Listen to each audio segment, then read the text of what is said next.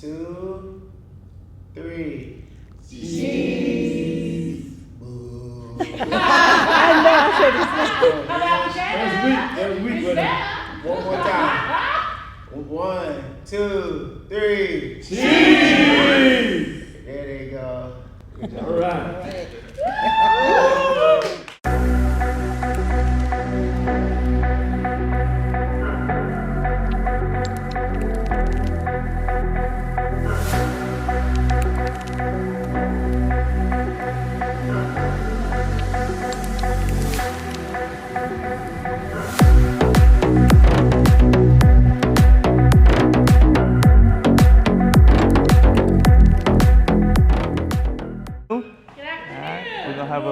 Good afternoon. We're gonna have a great training. I think we're gonna have a lot of fun today, and I again appreciate everybody coming.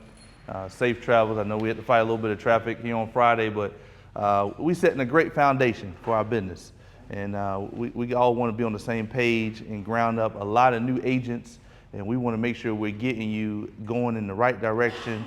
We got a great leadership team in the room. Everybody get a chance to hear from today. So we're gonna get started. I'm gonna let First Lady, Ms. Jennifer, come up and open us up with a word of prayer. Lord, thank you so much for this time together. We just want to honor you and praise you and glorify you in everything that we say and do here, and as we are out working in the field being laborers for you, because everything we do for you, you multiply and you give favor upon us for who we are in you, Lord. I pray that our identity will always be tied to you and that we aren't out seeking our own will and our own ways, but just taking each step with you, with our hand in your hand, and you guiding us to where we need to be to minister to families. And Lord, just let everything we hear today be exactly what we need for the season that we're in. And as Wright said, let us apply everything we hear today and not just take it in as knowledge. And Lord, may everyone be blessed today and have favor upon their life and shine bright. In Jesus' name we pray, amen. Amen. Everybody hear from Miss Jennifer here in just a second, because she's one of our newest agents. And so like I told everybody, we'll go from newest to oldest on our goals. And I think that that's really important, just to understand why everybody's here and what you want to accomplish. So we do a lot of conference calls, a lot of meetings within our organization. And it's a lot of times very, very money focused and money driven. And that's great. Everybody wants to make a lot of money, make great income, to take care of their household, their family, and things like that. But I believe that it's a lot bigger than that sometimes. And I'm going to kind of give you a history lesson of how this room has evolved over time, because I always believe the history is what tells the future, okay? And so, I'll share, I got started 10 years ago. And when I walked into a room in Greenville, it was 2 people that's in this room today that were already there.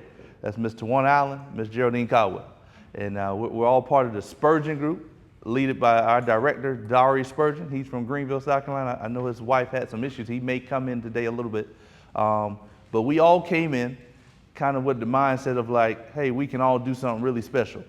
And that's what got preached to us on a weekly basis, on a monthly basis, that we can all do something really, really great. And we learned how to work. And you're going to hear from a gentleman a little later, our senior executive director, Mr. Larry D. Griffin. He's coming in from Blythewood, South Carolina, to share with you all, because he was the foundation for us in this business. He was the one that taught us. Mr. Spurgeon, he's always in front of the room now. He's leading us and pushing us in the right direction, but he was sitting right here where we were, and he was learning from Mr. Larry D. Griff. And Griff has been in the industry over 30 plus years, but he taught us how to make this business work for us. And so we're going to spend a lot of time today just at the foundation of understanding, because I think we're missing a little bit of foundational pieces to start our business off on a successful manner. So everybody knows I'm big mindset of real estate. I love real estate. That's one of my passions, okay? I love making money here with Lincoln, but my passion in life is probably real estate. And I'm building a house right now. And when you're building a house, the most important part is the foundation. Without a great foundation, you're not going to create a great product, okay? You might be able to dress it up and make it look nice and sell it, but that buyer is going to have a problem with it at some point in time if it's not on the right foundation. Me and Brad was just sitting here talking a minute ago. I got to work with my people. I'm willing to spend extra money to make sure my foundation is straight, okay?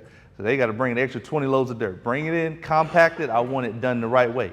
Because if my foundation is not done the right way, nothing else is going to make sense.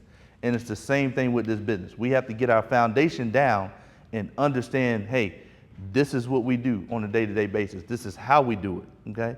And I know we talk and you hear it a lot of times, but sometimes seeing it, and we're gonna try to visualize some things today in the training of what a day looks like. We've been working in the field together, that's great. But we also gotta grow and develop together, and that's why we're here. And in a perfect world, I would love to be doing this every 3 to 4 months, where we're coming in and getting some type of solid training. So I'm gonna put together a 3-part series. This is foundation, the next part will be framing, and the last part will be finishing, where we make it look real nice. But we gotta come together and grow and evolve this thing, because I really think we got something special here. We just gotta keep moving in the right direction. When we first started, back to the history, we all came in with the mindset that, hey, we wanna help our leader get to the next position that they wanna get to. And if we push them, then ultimately we're going to get where we want to get as well, okay? And I share on the call all the time. I love doing this to help people, okay? I'm not a big person, you probably ain't going to see me at the soup kitchen or volunteering unless somebody asks me to do it. Javante is big community leader. You will hear from him a lot today. He's big in the community. I got involved in the organization in Toccoa because he asked me to do it. But I'm not a person that usually goes out and seeks that information on their own. But I love being a part of it if I'm invited or asked to. And so for me, if you want to be honest, this right here is serving people. I look at this as a way for me to serve and help people. And I'm making money while I do it. But I look at this as a ministry for me because we work with seniors. And I look at all of the clients that we work on a day-to-day basis, I look at them as my grandparents. My mom's getting up age. I say, hey, I want to make sure that they have somebody that's going to treat them the way that I would want my grandparents or parents to be treated, right? And my mindset evolved around that because number one, Tawana, she don't know that, but the way she talked about the clients and the way she was dedicated in helping them and working with them, my mindset changed very quickly from this cannot just all be about money, okay? It has to be about helping people. And we're gonna make a lot of money by doing that. But when I started changing my focus, my business started doing better. When I heard Miss Geraldine talk and how she works with the people in the community and how people were calling her because they wanted her help, okay? I realized like, man, when we help people and put that as a big focus, the money comes, okay?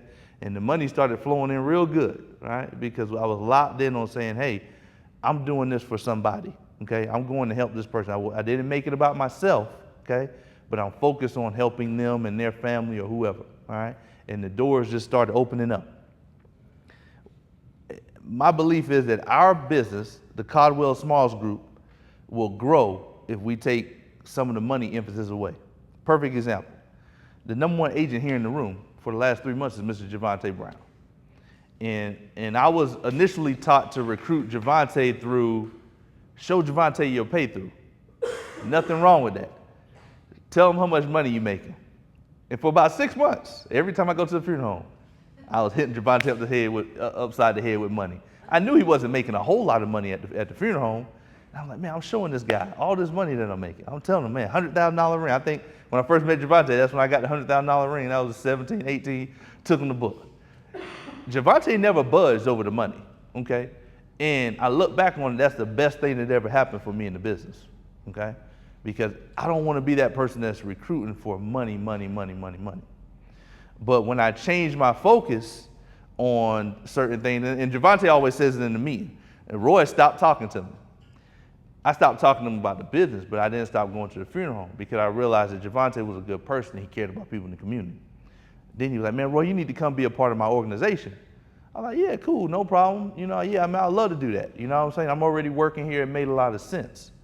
But once that stuff started culminating together, it started making sense for Javante, like, man, yeah, because people in the community are talking about how good Roy is and how Roy helped him.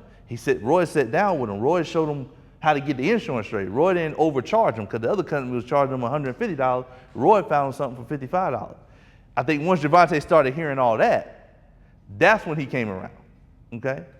And Javante's the best agent in the room because he cares about people, all right? And the same thing, Tawana, Geraldine, we're the top 4 agents, but the emphasis is about caring and taking care of people, okay?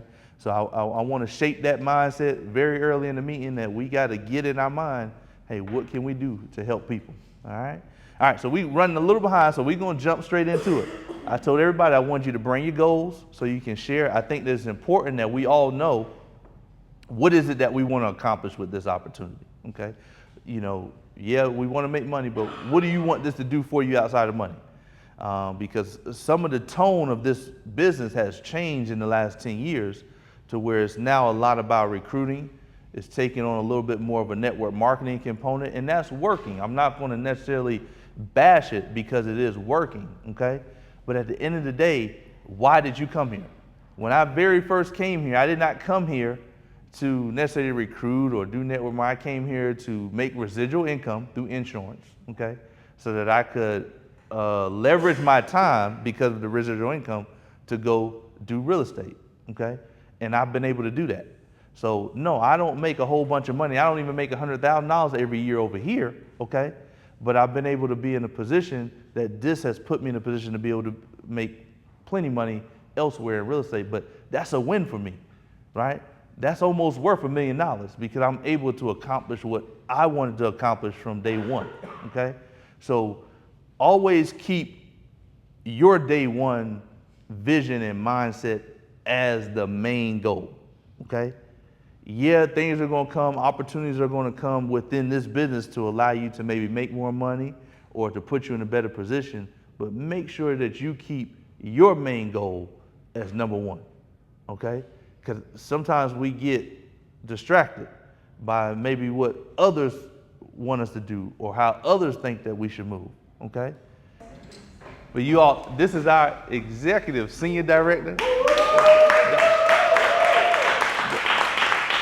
Dr. Larry D. Griffin, and his lovely wife, Miss Ball. That's Mama Ball right there, and that's their grandson.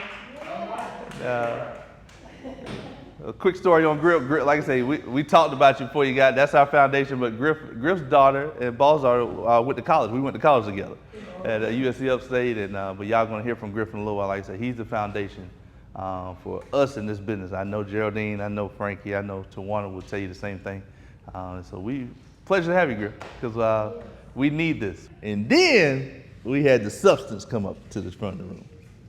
He's like, you listen to any of them jokers just said if you want, but ain't none of this gonna work for y'all unless y'all go to work. I said, he's my kind of guy, right? Because I believe I'm a hard worker. I like working with my hands. I tell people all the time, man, I like doing physical labor. I don't have no problem doing it, but I believe in work, all right? And so, yeah, I'm always gonna look for a better way to help people make money the way they wanna make it, but none of it works without work. And that's why it's real important that I wanted Griffin. Like we talked about, this is our foundation meeting, right? We're building the foundation of our house, of our kingdom, our castle. And our foundation can't get no more solid with the influx of Mr. Larry D. Griffin. And so I want y'all to put your hands together. This is our executive senior director, Dr. Larry D. Griffin.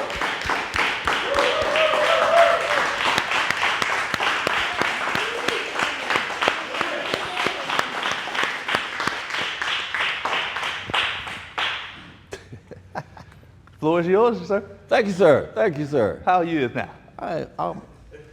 What's the old saying? I'm bearing part of business or something like that. He gonna have all kind of stuff. He said the kettle potted in the black kettle pot, the wagon make noise without no wheels, and Carter got more pills than liver pills. He got all kind of stuff for y'all. You just got to sift through it because there's some good stuff now. Yeah, y'all won't get all that today. How y'all doing? Y'all feeling well? Man, it's a pleasure to come up here and talk to y'all and see some of the old faces that I grew up with. Amen. You know, I was listening to some of the stories that you guys have, and there's some compelling stories. If y'all looking for Dale Hawkins, Dr. Hawkins, that ain't me. I'm not one of them persons like he said. I want to speak the truth. I'm gonna try to keep it as simple as possible, and I want to make sure that you understand what I'm saying so that you don't make a mistake and blame it on me. All right, I've been in this business now with Lincoln. I've been in the insurance business over 40-some years. I know I only look 25, but really, I've been in business 40 years, 40 plus years. I've been with Lincoln now, October will be 17 years. Now, when we came into Lincoln, Dale and I were coming from financial services industry. Stocks, bonds, mutual funds, annuities, and all that kind of stuff. So the strange part about coming to work in Lincoln was we came back to something that we ran from for 15, 20 years because we could not see becoming financially independent on $25 a month. That just didn't ring. So we jumped in the ocean with the big fish and got ate up. We were doing financial services out there, but we had a disadvantage of doing financial services because everybody who had money took it to the big brokers. The black people had money, didn't think we knew what we was talking about, so they took it to the big brokers. So we were fishing and trying to get business out of people that we basically knew who was retiring and rolling over funds and stuff like that. That's how we got it. So Hawk and I talked, and we figured out we didn't have a retirement plan. And he talked to Dr. Wilson.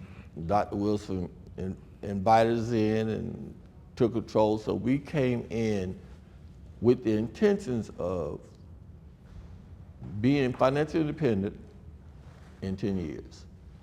If y'all see Dale's, I think his email, it's retire in 10 years. Now that was our goal when we came in with a flat on the floor. We didn't have a whole lot of nothing but talk. And we had a gift of gab. So when we came in with nothing, and this is where Dale and I did our test runs to see whether or not Lincoln was telling the truth. We didn't want to do it where everybody saw it. So we came up here in Travelers Rest. Never forget it. We stayed in a little hotel off of one of them streets over there. And we come up here for 3 or 4 days and work the area to see whether or not what they said about the leads was true. We found out they were true. Now I know some of y'all came in, I don't even think they have them anymore. Telephone, TV? TV lead. Randomly, yeah. Well, see, what we came in from an office. So I'm gonna touch a whole lot of bases with a lot of y'all. We came in from an office, and now we talk about knocking on doors, running leads. That running leads was something that we just cast out. We figured that was for weak people. You're gonna lead, man, shoot, that's easy. You're gonna lead. We grew up, we grew up on door knocks and referrals. There were no leads. So if you made money back in the day, you was either door knocking or you're getting referrals. The person that probably made the most money is the person that gets the most referrals. And that stands true today. If you get a lot of referrals, that gives you a big book of people you can go see, even if you don't have a lead. Now, Mr. Wilson, he kept talking about, he had 500 leads he can go to every day. 500 leads, you generated your referral base of 500 people. 500 people. So we had a meeting because we didn't have all these meetings like we're having now. There was one meeting, Sumter, South Carolina. Wherever you were from, Sumter, South Carolina is where you had to go. Mr. Wilson came in a meeting one day. He said, I got $10,000 in this briefcase. If anybody can show me your list of 500 referrals, it's yours. No, he took that money back home, right? Nobody had the referral list. Nobody, we heard it, but we didn't take it serious. But as this industry goes on and leads become even more difficult to get, leads get more spread out, it's gonna be great if you got a referral base, okay? Now, I want you to write this down.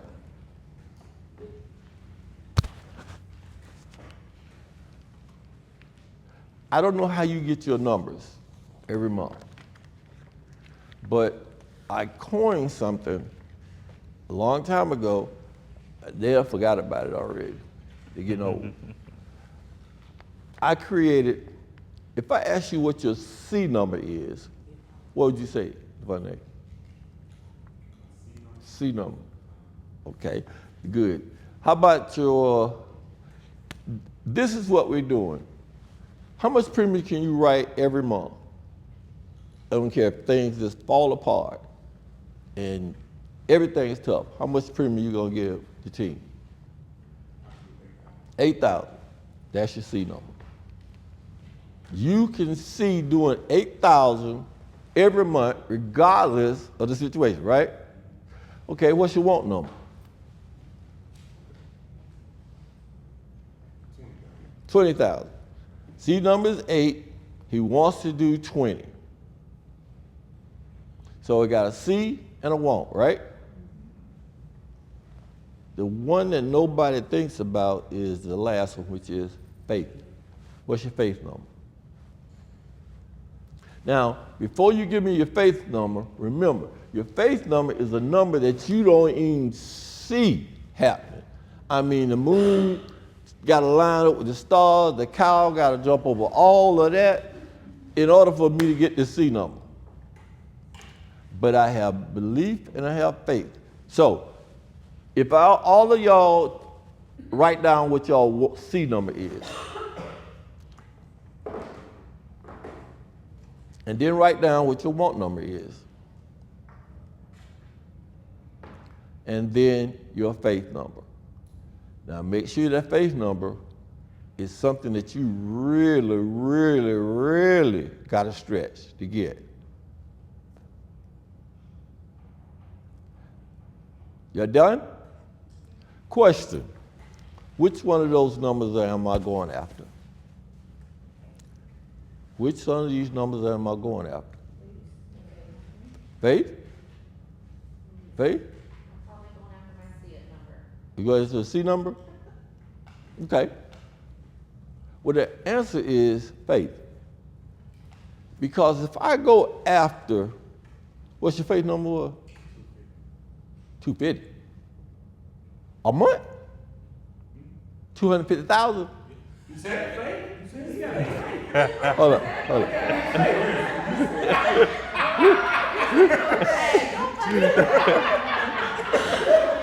Lord have mercy. I'm just, man, you done fell out the Bible. Okay.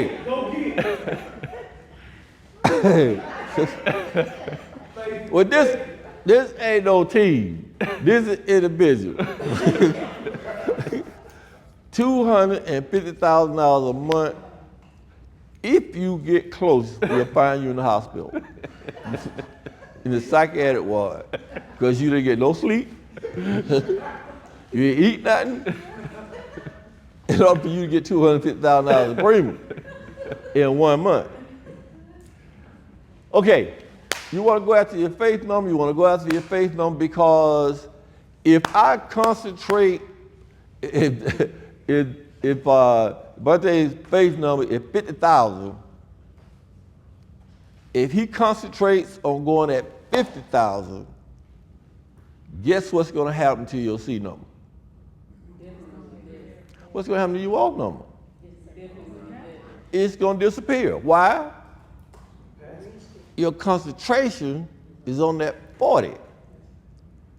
So we don't want to concentrate on the C number because the C number, once you get, say, $8,000, you get to you get $7,599. You can't find the other $1,000. I mean, if you set 8, you go after 8, then you're gonna be 8 or below. Your mind has its own system.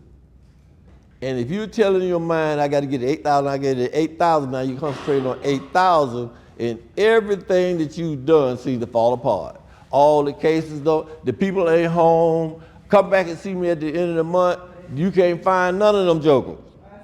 You're gonna end up with 8,000 or less. But if you go, now I'm telling you the secret now. Y'all don't know whether y'all gonna do it or not. Y'all gotta determine what your seed, faith, and want number is. Seed, want, and faith number. And then you have to go after your faith number. Regardless of what everybody say, you go after the faith number if you go into production. If you wanna hit the big numbers, you gotta think what? You gotta think big, but not like the money. That's Tony. Yeah. That's Tony. That's Javante over there. Oh, I'm sorry. That's Tony. Not like Tony. Devontae, Georgia boy. Yes, sir. All right. You got to think real big. Now, I know some of y'all already know everything. I did too.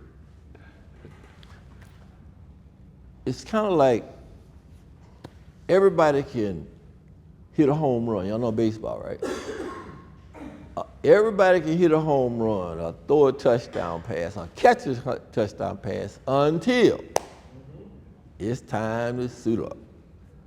So if you're talking to people outside, man, I got that. And then when you put them in the game, they disappear. Now that's the situation that we don't want. By the way, why am I here? This is your meeting, right? Yes, sir. What's the name of your team? Smalls Caldwell Group. Caldwell Smalls Group. Okay, which one is it? Caldwell Smalls Group. Caldwell Smalls. Caldwell Smalls is a part of Spurgeon Group. Spurgeon Group. Spurgeon Group. It's a part of Griff. Now, Jim. everybody say Griff, but y'all gonna see it on the bulletin as Jim's Financial Services. GEMMS, Financial Services. Last year we did over 8 mil. This year we're gonna be looking at 12 mil. We're gonna be looking at 12 mil because you guys are gonna do better. You guys are gonna do great. If you do great, we do great. You know, the whole thing I'm up here is to find out who the studs and studettes are and get them to reach to the top. Because as you talking about promotions here and promotions there, that's gonna be important only to get to the next level. Ain't no different income. You still make your own income, but it allows you to go to the next level. And the final level is director, then senior director. And then I don't know what they're gonna have after that. But it's not an increase in income, it's an increase in stature. Now, all of you can go around right now and call yourself a team leader. You gotta go at it. But by the 8th of the month, when the bulletin come out, it's gonna show you up. It's gonna show you up. There's one thing about this insurance business also is it really tells you how good you are. You can say I'm great, you can say I can do all this business, right? But the business is gonna tell whether or not you're good or not. Now, don't be like some of the people blaming on the process, blaming on your manager, blaming on your director, blaming on, I woke up this morning, blaming on something. Don't be like that. I'm gonna close with this, unless you guys have any questions. I've been hearing you talk about the system and the process. System and the process. Do you understand the system and the process. Not just the words, do you understand what it means? I'll be taking answers on that. Who can tell me what the system is?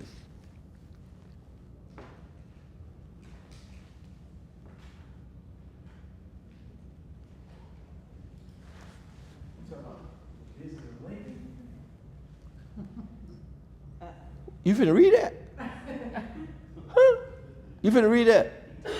I was, absolutely. Angie, Yes, how long you been in business? a year. Okay. What you said, Devontae? I mean, what you said, right? I was asking a clarification of question. When you talking about the system and process, you talking about the Lincoln system, the Yeah. business of this business. The system that you just finished standing up here talking about, you in the system, follow the process. What is the system and what is the process? System is what? Go to work. Okay. Yes, ma'am. Get your leads, go to the lead, start knocking all the doors on one side, knock on the doors on the other side, and then go to all the rest of your leads, and then circle back around by the end of the day. That's the daily process. You been to boot camp? Yes, I have. You heard that from Fred, ain't it? I did, didn't I? Okay. Now, is that what you guys were talking about when y'all said follow the system? Follow the process. Trust the process. What are you trusting? Okay.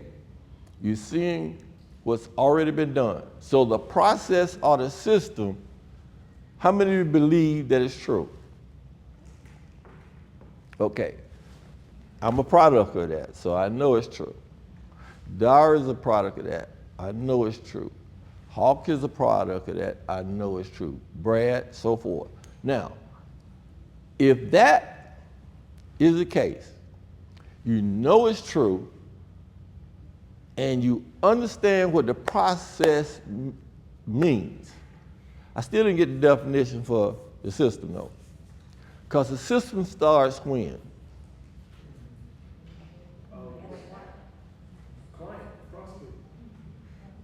The total system. You first getting recruited. You got to get a recruit. And when you get a recruit, what? Now I'm going to show you the system and the process. Once you get a recruit, what do? Now you guys should know this backwards and forward because Diary talks about it every Thursday morning, him and Bible. Okay? All right. So we got a recruit now. What do? Get them on the Zoom. Three-way Three-way event. events. Next scheduled event. You want to get them to it, right? Now, what is that? Nope. Before it's boot camp study material. They got to get the study material unless they're already licensed. Once they get the study material, pass the test, then we go where? Boot camp. Boot camp. Yeah, boot camp got to be first because they can't get no leave. So where are we now? We down to boot camp. I finished boot camp, and what's the next process step? Field train. Now, if you recruited the person, does that mean you're going to field train them? Not necessarily, because you are a great salesman does not automatically make you a great field trainer. We've lost a lot of people because they brought them in and they thought they could train them, and they trained them exactly what they were doing, which was zero, and they gone out the business because they didn't get the proper training. So I got trained. How many days are you gonna do training? 3 days. After 3 days, what happens? Well, in these 3 days, I'm training you. What's happening? What are we doing in these 3 days?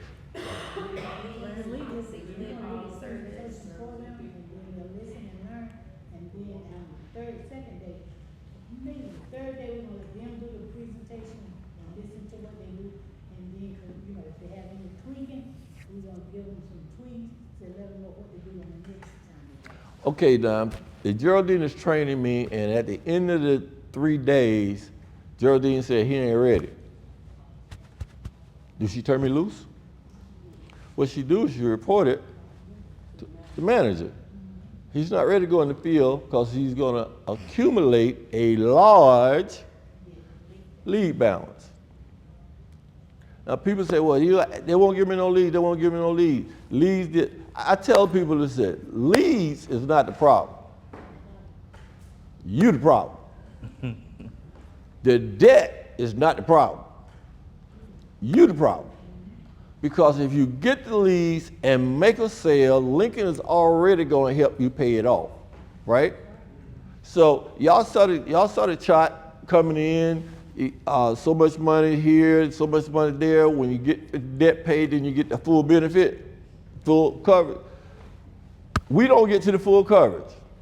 Now, if you're going to be in this business long run, long term, the long-term vision in this room is what?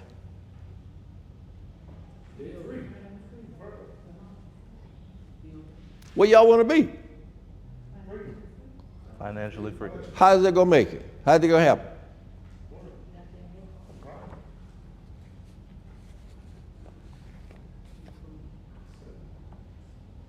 Y'all ever heard residual income? That's what's gonna make you rich. Residual income is what's gonna make you rich. The sales that y'all making, no matter how many of them, the sales is for your bills every day. When you get your monthly residual, you don't need to touch that. See, you can't work this business based on your residual because your residual will go down if you don't put work in it. People die, people drop the policy, so your residual income comes down. So you got to put your focus on absolutely keeping in touch with what's going on. So we're gonna stay away from, we're here for residual income. The residual income is, y'all hear them talking about $50,000 a month before you get up out the bed, $100,000 a month before you get up out the bed. So you're talking about $100,000 a month, $50,000 a month. That's before the team does anything. That's where you want to be. That's what your strive should be. See, you could be a salesman all your life, but you'll never get what the person does who gets residual income. Now, I'm a candidate for the talk about being sick and being out. I've been out technically, that's probably why you're not seeing me. I've been out 5 years. 5 years. Started in 19 with my wife. She had triple bypass, heart surgery. I took off the whole year to make sure she was okay. The next year, I had brain surgery. I told them at the time, no, I had back surgery, right? Next year I had back surgery. I'm still recuperating from that. Then the following year I had brain surgery. Now I told them jokers that y'all just practicing, because there ain't nothing up there y'all go see. They ain't got no brain, it gone. But they did it anyway. They went on operated, I had the brain surgery. They took a, I don't know what you call it. Well, yeah, they took a cyst off my pituitary. And I've been out ever since trying to recuperate. As my man Wright said over here, didn't miss a check. Lincoln paid every month, just like they said it gonna pay. Didn't miss a check. Matter of fact, while I was out, these jokers got good. I started looking now, shoot, I'm getting more money now while I ain't doing nothing. So I told them jokers, I ain't coming back. Y'all just keep working, cause I make more money when I ain't there. So y'all trying to tell me something. That's what you're trying to do. Y'all trying to tell me something. You out the door. Get out of here. Yes, sir. That is, no, let's get back to, and then I can close. The process in the system. The process, you gotta follow it. The system, you gotta work it. Even with recruiting, what's the system for recruiting? Oh, we just did the recruiting. All right, what do we do in the sales process? What is the one common thing that they taught y'all in boot camp? That's part of it. That's it. That's the selling cycle. That if you follow the selling cycle, which goes from process, prospect. What's next? Boy, I'm gonna get on you. What's that? They don't know the selling cycle. Prospect, warm. Angela, that is cheating. That's cheating, Angela. Well, go ahead, sis. You don't read it. Go ahead. What's the next one? Fact finding, the in-home questionnaire. Okay. Establish the problem. Mm-hmm. Intensify the problem. What's that mean? That means going through the My Final Wishes book with them. Okay.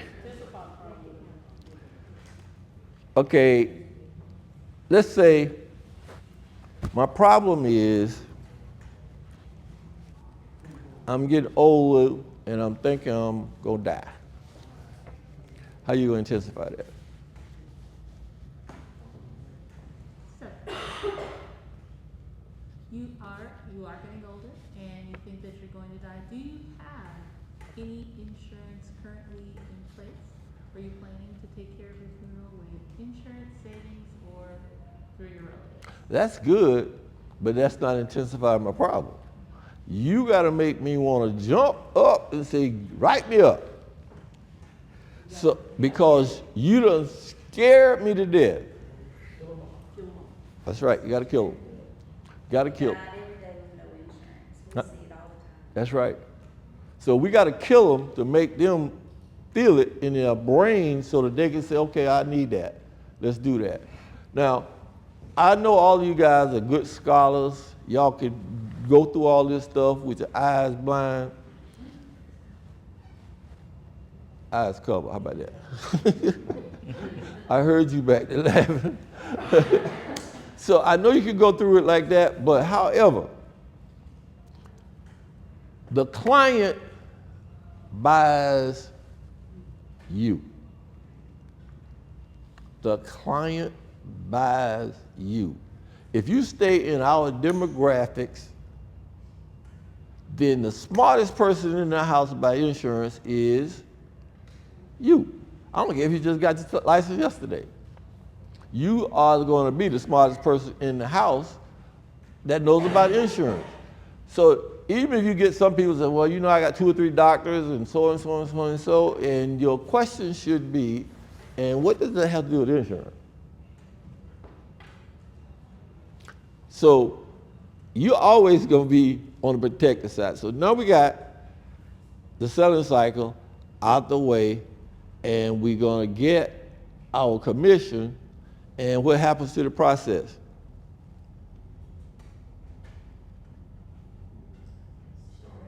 It starts all over again. It starts all over again. So that system is been working since Dr. Wilson was doing it, because it's real simple. You don't go no place without a prospect. If you got nobody to see, you ain't got nowhere to go. Now I had a group of team that was knocking on doors. And we were having a meeting like this, and they said they knock on doors. Other people said they couldn't get no leads. They don't know what they're doing. So I told my door knockers, y'all just created a whole mess. He said, what you talking about? I said, when I was coming down here to Florence, every house I passed had a door. So if you're knocking on doors, you ain't got, just go out I didn't see no houses that didn't have a door, so if there's a door in a house, you go knock the door. So you ain't no such thing as they waiting on me, because they're not. They don't have a lead. They waiting on you to knock on the door to tell you, I thought something. It ain't gonna be right. But you're gonna knock on the door, and that's gonna get their actions up. All right, how much time I got? You good. All right, the last thing, when I tell you guys about the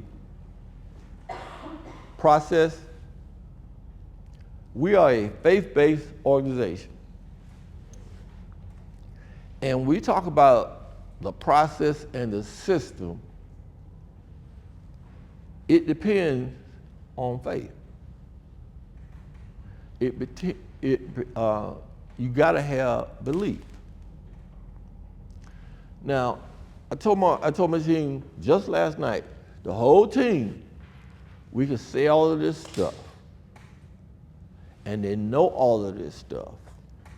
You know what the question I asked them? Mm-mm. The question is, what was your question to her? To them. Do we believe? Hmm? Do we believe?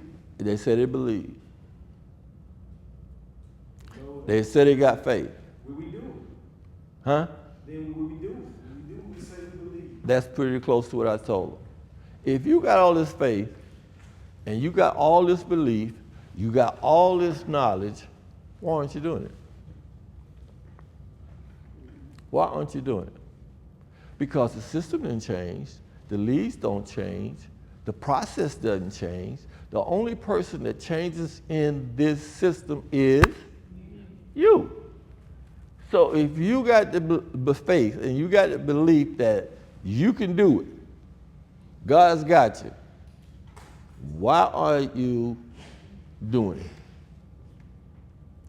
Now, that question is for each one of you, and what you need to do is get the mirror. Get the mirror. The mirror is telling you where the problem is. The mirror is telling you where the problem is. If you look in the mirror and you see the same thing that's standing out here, then you're in problem. You got to do this business with an idea of what's going to happen in the future. Y'all gave y'all goals for a month, year, some of you got a couple years. That's what you see yourself doing in the future. Now, the important thing is it words or do you really believe it? Because if you really believe it, you're gonna show it. Nobody has to wake you up. Nobody has to call you to get on the conference call and whatever deal. If you believe it, you put blinders on and you move forward with haste, because that, you are the person that's gonna make the difference. So all y'all go home and look in the mirror. I know all you women got mirrors in your purse. Look in the mirror and see what you see. And when you look at it, that mirror is gonna be honest with you. You can fool everybody in here, but you can't fool that mirror. If you're happy, the mirror gonna say you're happy, gonna show you happy. If you lying, the mirror gonna tell you you lying. So the whole thing is, ladies and gentlemen, what I'm trying to get you to understand is, you gotta really want it. You gotta believe in it. You can't, Frankie, you already know, you can't be a taxi driver and do this business. You can't do anything, really, outside of this business if you're gonna grow big. Because this business takes your time. Your agents take your time. Sometimes it takes your time. You sacrifice your family to get to a level. Now, if you ask me at this juncture, is it necessary? It was all good. It was all necessary. It was necessary, and I don't have any regrets about it. Because now it's just little simple stuff like I get my grandson, and he's been to places that most people hadn't been to. His mind is different because he is being exposed. So in order for us to get better, guess what we got to do? We got to get exposed. We got to get exposed, and we got to let everybody know. No more secret agents, all right? 007, nope. No secret agent. Let everybody know what you're doing. Brad is doing a great job with the videos. Roy's pulling the meeting together. Diary's got stuff going all over the place. Get involved. Trust your leader. Trust your leader. That being said, no questions, I'm done. Y'all got questions? First time you heard this voice. When you started, two things. Yeah. When you started your business, and in comparison to now, what's your biggest inspiration keeping you driving, keeping you going? When you first started in Good Lincoln and compare it to now. Okay, when I started in the business, I told y'all we were broke. We were break.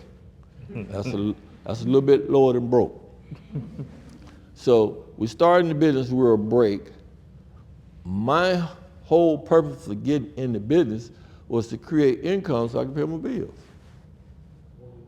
I had to pay the bills. I had a wife, kids, and no money. Now how far does that go? No money and all the bills. So in the beginning, my why was my family. And make them. Now at this level in the business, my why is my grands. My why is to leave a legacy. Now you may not never know me, but my intention is to leave a legacy so whenever you hear it, then you're gonna say, I saw him. So my purpose now isn't the same purpose as when I started. Now, every one of you should have been asked what your why is. What's your why?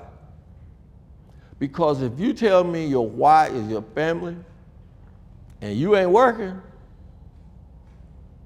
your family ain't your why.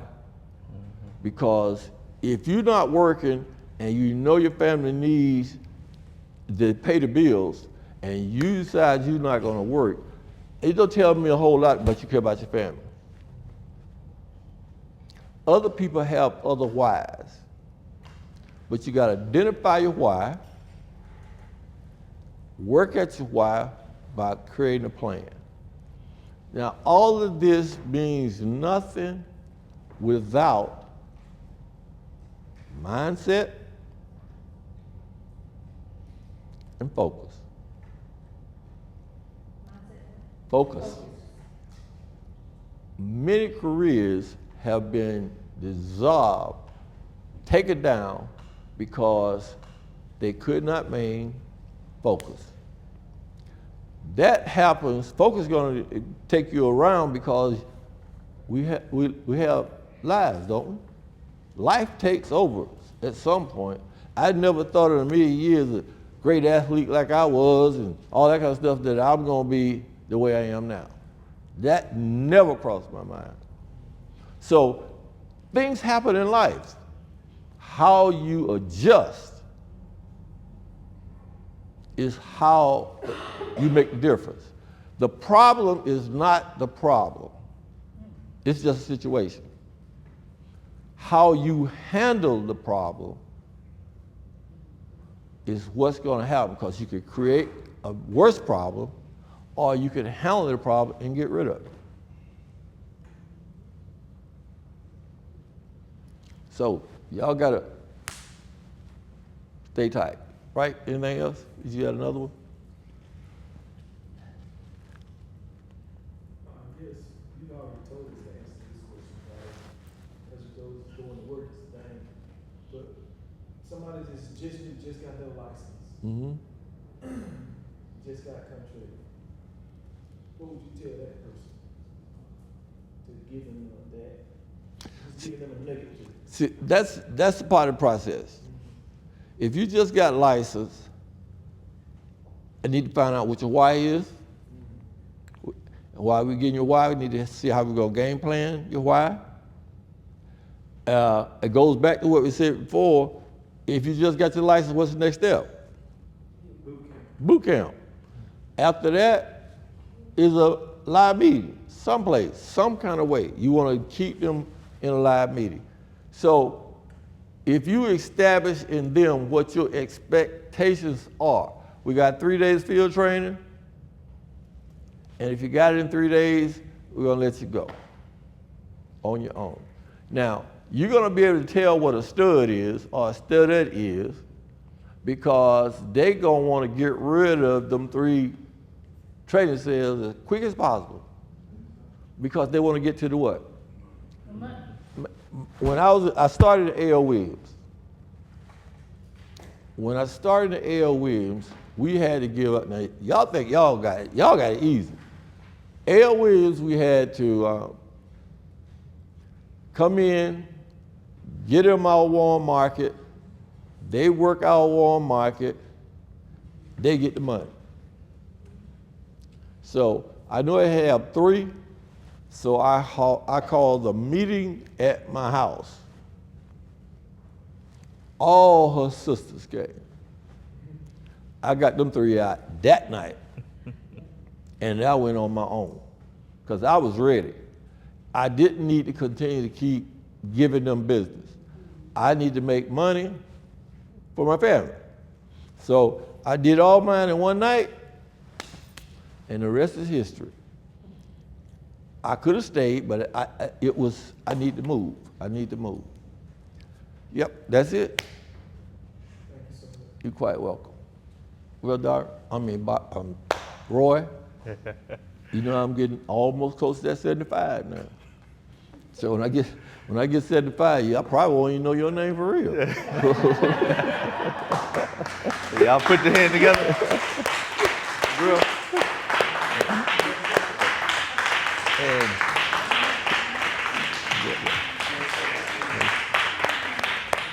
that's why I needed his insight, because he said exactly what I was thinking, but I didn't tell y'all the right way. It was the why. I know I did goals and vision, but it's your goals and your why. And to be honest with you, that's why we're having this meeting now, because my why has changed. And the problem that I see where we don't have people advancing in our business because your why is not changing because you're not elevating in the business. You heard Griff say, right, ask him, what was your why in the beginning? And then it changed. Well, it changed because he elevated past the first why. The problem is that we're staying stuck at the first why, so we got to elevate. All y'all know my why when I first came here. I wanted to come here, create residual income, do real estate. I was able to go do that. During that little time, I took some time to focus on that. That's when I transitioned my team with Geraldine, because I saw, like I said, at the end of the day, she was mama to me in this business. And I wanted to make sure that I did everything I can on my end to help continue to push her, because I know this is her retirement avenue, okay? I'm gonna do that, all right? Then, once I got locked back in the last year and a half, we came back and said, hey, how can I help push the team even further while she deals with her health issues, okay? So that's why we did the things we done them in the way we done them. But as I told y'all on the call the other day, I'm trying to put the money aside. We all want to make money, okay? But I'm able to do that because I was able to satisfy my first why with the real estate. But the why over here now is, how do we get to 100,000? Griff probably, he may remember this, like you say, he got a little, sometimes all the time, a little dementia, you know, little shake or something. Y'all know how the clients do. I got to touch up. We was in Charleston. He was gracious enough to help me when we were doing the Charleston meeting down there before COVID. And we were in the room. If that's the front of the room, I remember exactly where we were sitting. I had a couple good agents with me, and tables and chairs were set like this. But I remember we were standing right here. And he said, Roy, what is it that you want to accomplish with this thing? And at the time, I felt like Griffin was doing about 250 in production. And I said, man, I want to do $1 million a year in production. It was just something self-driven that said, I want to say that I'm running $1 million operation. Now, we didn't blow past that as far as what it could be, but that was the cap of my thinking at the time, which is no problem. That's great. And so now I got to make sure we get to that cap so that we can elevate to a new Y. But the only way that we're going to get to that cap is if y'all start moving to your second Ys. All right? So that's the reason we having this meeting. Like I told you, I'm giving everything I can to the team. I'm doing everything I can to make sure that y'all are in position. Where my mindset and how I feel about the business aligns with Griff. We had a conversation down in Columbia, is in this business, the way it's structured, great opportunity, great situation, but every now and then there's going to be somebody in hierarchy and lineage that has to be willing to make a sacrifice to help the ones below, okay? And I'm that sacrificial lamb. I'm good with that, okay? I never felt like this was my $1 million opportunity. I've always said, and I've told Dari this numerous of times, I feel like I'm a vessel and a vehicle to support him for 20 years to achieve his goal. He's a network marketer, okay? He's great at it. He's amazing at it. I want to be here, support him, make a lot of money while doing it, but that's not my purpose, okay? I know that my wealth is elsewhere, but I want to do everything I can to make sure I put y'all in position to achieve your wealth here or elsewhere outside this room too, okay? And so Griff jumped on some minutes ago, so that's what we're going to go into because it's on there, girl. So you was right. I had it on here. I don't know if you saw the selling cycle, okay? And again, this is foundational because we all got to be on this page. This is base level of what we do on a day-to-day basis. If we can all be on the same page with the selling cycle, now when we add people into this room, it continues to duplicate faster and faster and faster and faster, okay? In order for this thing to work, we talk about, yeah, you got to bring people in, but you got to be able to bring people in and they be able to have success at this business, okay? And yeah, a lot of times we look at success as the amount of production that you do, okay? But for me, I feel like too, success is how long you're able to be here and know the business and be able to repeat it, okay? That's what I need for my organization to grow. I need people that I can trust. In 6 months, I need to be able to say, hey, Tony, I got somebody in Winder that's ready to rock and roll. The one thing that we've given the most of out of this room is our time and our training to every other organization, and they've grown. The Diggs Group, they are what they are today because of that man, of course, Dari, Geraldine, Tawana, and myself willing to train. Bobby Diggs lived in Virginia. Nobody was in Virginia. They came down here, went to boot camp. They sent them up to Greenville and Spartanburg for 2 or 3 days. We trained them and sent them on their way, okay? Bobby didn't know nothing about going in the field, knocking no doors or nothing, okay? He has a different mindset about developing and growing people. He understands that to the T. Bobby can't sell water to a well, okay? And at the time he couldn't. He probably could a little bit now, okay? So we stepped in as a team and said, hey, no problem. We got you. Chad Manziel, Roosevelt, Kevin Tyler, they were in the car with us. And unfortunately, we haven't necessarily been able to reciprocate or duplicate that within our organization. But our time is now to do that. We have a lot of great pieces in this room that's ready to take off. So we're here giving you everything we can because I believe we're, again, foundational. A year from now, we're going to look at this and it's going to be on a whole nother level, okay? The lady in there say, I'll cut y'all a discount if y'all reserve the room a couple more times. Hopefully when we do this again in 3-4 months, we're not in this room, okay? Maybe we'll move to the bigger one back there, and then we'll hit the big one down the hall. But we're at a place where we're ready to grow. So I'm going to hit this real quick because I want to go and keep it moving. We're going to go to Tawana with persistency in a minute. But we talked about system. Number one, I want to lay a day out for people real quick so you understand. It's continuous work. To have success at it, you got to go, Griffin's saying it, you got to go to work consistently every day. It's not going to be easy in the beginning. And y'all heard me earlier, I be applauding Miss Angelia because she goes to work. She go to work, right? And we truly haven't really had that. Now, Javante, he's the anomaly. Okay? He's special in what he does, but we're instituting what he does into our business because Griff said it when he first got up here. That's where the money is made in the insurance industry. The leads are amazing, okay? Javante makes the most money out of all Dari's agents outside of Bobby, some people on Bobby's team, okay? He doesn't use a lead, but he is just gift of gab, but he's connected in the communities. He ain't even really knocking a lot of doors, but he's talking to everybody he sees. He's connecting himself with everybody in the community, and people are just funneling to him, okay? And so we got to make sure we're learning that. That's why we go out and do our field trips so we're able to see. Because a lot of people, they say, oh, I want to do what Javante do. When you get out there and see that you passed out 2 cards in the same amount of time he passed out 30, all right? And so, but we're going to keep bringing that in. I'm a firm believer in that. My greatest years of income in this business, I was getting 20 leads a month, and I was writing 25 sales a month, okay? I wasn't writing all 20 leads. There's not a month that Geraldine, Tawana, Frankie, Cleta that have gotten 20 leads, and we wrote all 20 of them, okay? Most months we're going to write 8. Some months we write 6, and then get a couple referrals down the line, okay? But we're getting those sales outside of that. So this is how a day should look for you. You get up 7 o'clock, 7 o'clock, 7:30, do whatever you like to do. For me, I like to kind of sit and meditate.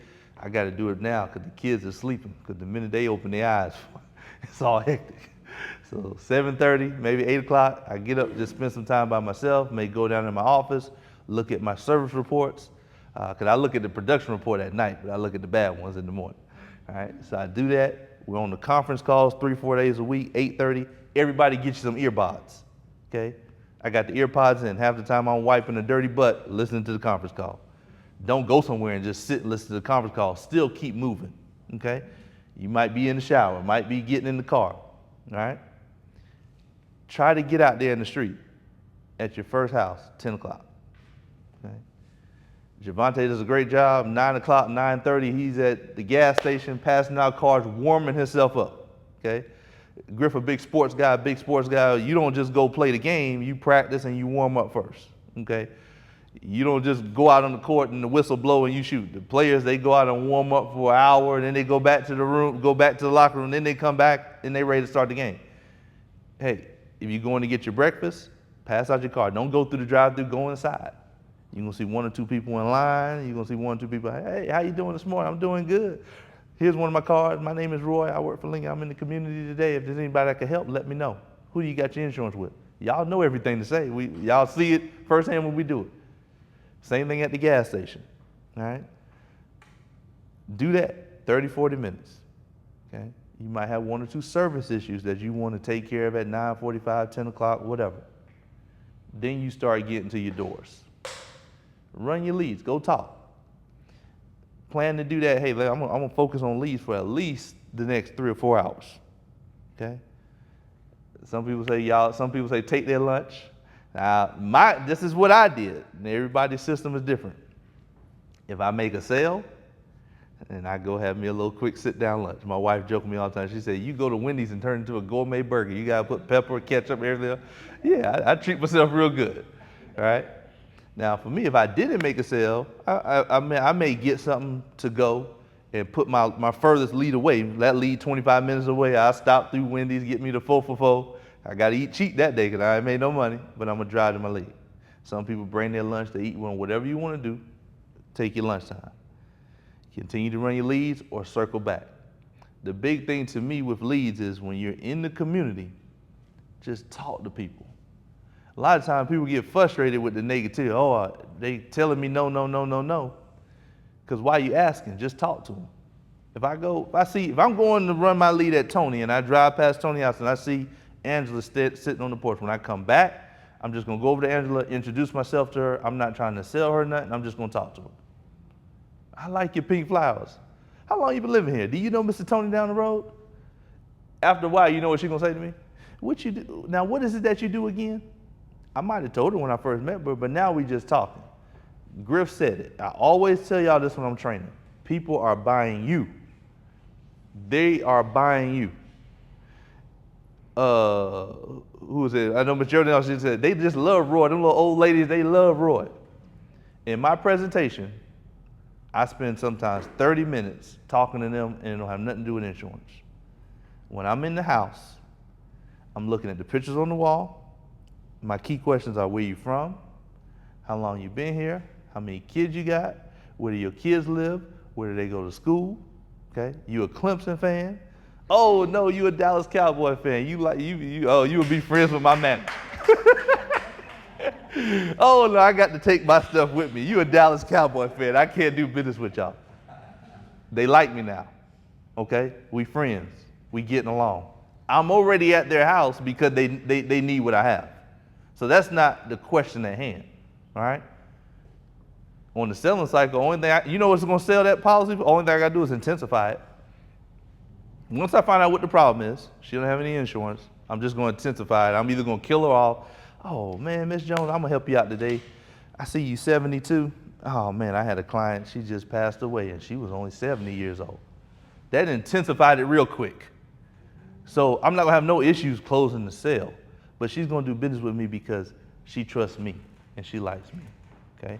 I'm gonna share with them where I'm from, who my family is, okay? If my grandmama called while we sitting there, I answer, hey Nana, what you doing? They love that. Oh, that's your Nana calling you? Yes, man, our Nana, she was calling to check home. Right? They're doing business with you because they like you. Get to know the clients. That's gonna help you tremendously when it comes to persistency. Because these people, you're their lifetime agents now, all right? I've been focusing on working with y'all, but I write 10, 12 sales a month still today, and I don't be getting any leads. It's just off my clients calling me. It's just off, Roy, you know I've been telling you I've been gonna get some more coverage. I'm ready to go ahead and get it. My cousin in town, my sister in town, somebody called me yesterday. I was at the funeral home right there in Tacoma where Javante used to work at. I still got my cards in there. They called me. I got your card out the funeral home. When can you come to my house? Right? But it's just relationship based. Because everybody that I'm coming in contact want to do business with me because they trust me and like me. But that goes back to how we started the meeting today. The focus is about caring about the people. When you treat people a certain kind of way, just let the people take care of you, okay? And so Lincoln has a great saying, we take care of the people and Lincoln take care of us. It got to be the same way in the street. If we talk to people the right way and communicate with them and show them that we're there to help them and be of service to them, people are going to do business with you.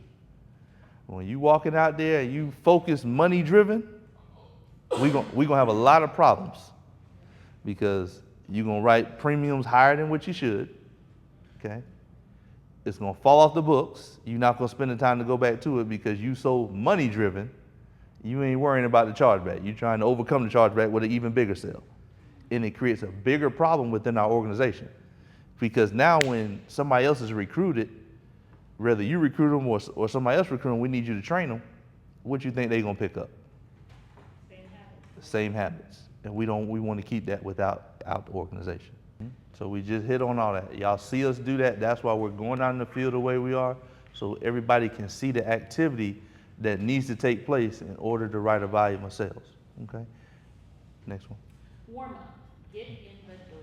Okay. At the end of the day, I'm telling y'all, this is what is gonna make or break your sale. Don't rush in there, straight trying to get to it. Spend time, sit there, talk to them. If they sitting on the porch, I just sit next to them. Hey, Miss Jones, how you doing today? Oh, I'm doing all right. I'm trying to get out here and catch some sun before it get too hot. I was like, yeah, but my manager, he got me out here all day, so this shade right here gonna feel good because I got about 10, 12 people I gotta try to get to today. Oh, well, what is it that you got? Well, Miss Jones, my company sent me out to go over the information you requested, but I'll sit here and go over it with you for a second. I saw right there on the back of your car, you got a Dallas Cowboy fan. You ready for football season? They gonna start talking to me. I'm trying to get away from talking about insurance for at least the first 10 or 15 minutes. I just want to talk about them. And while I'm talking about them, you know what they're going to do? They're going to do all my fact finding for me. Because as they warm up and tell me, yeah, I remember I sent that in, you know, my sister-in-law died the other week, and that reminded me, I got to go over there and check on my brother-in-law. She died last month, and it's just been a mess. Oh, man, well, what happened, if you don't mind telling me kind of what happened? Well, she had been sick for a while, and the kids ain't talking, and, you know, her and her husband was going through some things, and they're going to tell you everything you need to know about how to make the sale. Well, Ms. Jones, man, I'm sorry to hear that. I know we'll be able to help you get some things straight. Let me ask you this. How long have you had the coverage that you do have? Oh, well, that's the problem. I don't have none, or I had some and the company dropped me, or they're going to tell you everything. We still warming up. But now I know everything that's going on. So it's easy for me to sell this policy. Now, Ms. Jones, you say you got 3 kids. Are all your kids here local? Yeah, but the only one that's going to take care of stuff is Sarah, and you know, she got 2 kids of her own. I really wouldn't want to leave that on her. I'm finding out everything through the warm-up for the fact finder. Now, the fact finder we got, it has some other questions that we can ask on there, but I'm going to know everything I need to know before I get to fact finding. Okay, what's the next answer? Establish the problem. Establish the problem. So we know the problem is that she has some coverage, she no longer has it, okay? She has a situation that just took place in her family, in her household, or in her family that she doesn't want to be duplicated in her household, okay? So I'm going to always use Sarah's name because she told me she don't want to leave this burden on Sarah. So Ms. Jones, let me ask you, I know Sarah's going to be the one to take care of it. So the coverage that you did have, how long had you had it in place before it lapsed? That question don't really mean nothing, but I'm just talking. I had that thing for 5-7 years, and I know they sent the bill in the mail, and I was supposed to pay it, but all that was going on over there. I said, well, no problem. Now, I'm going to be your agent for life, so anytime you run into those issues, just give me a call. I want to know how long they had the insurance beforehand, so I kind of know what I'm dealing with there, okay? You got some that, well, I gotta send it in every month, okay?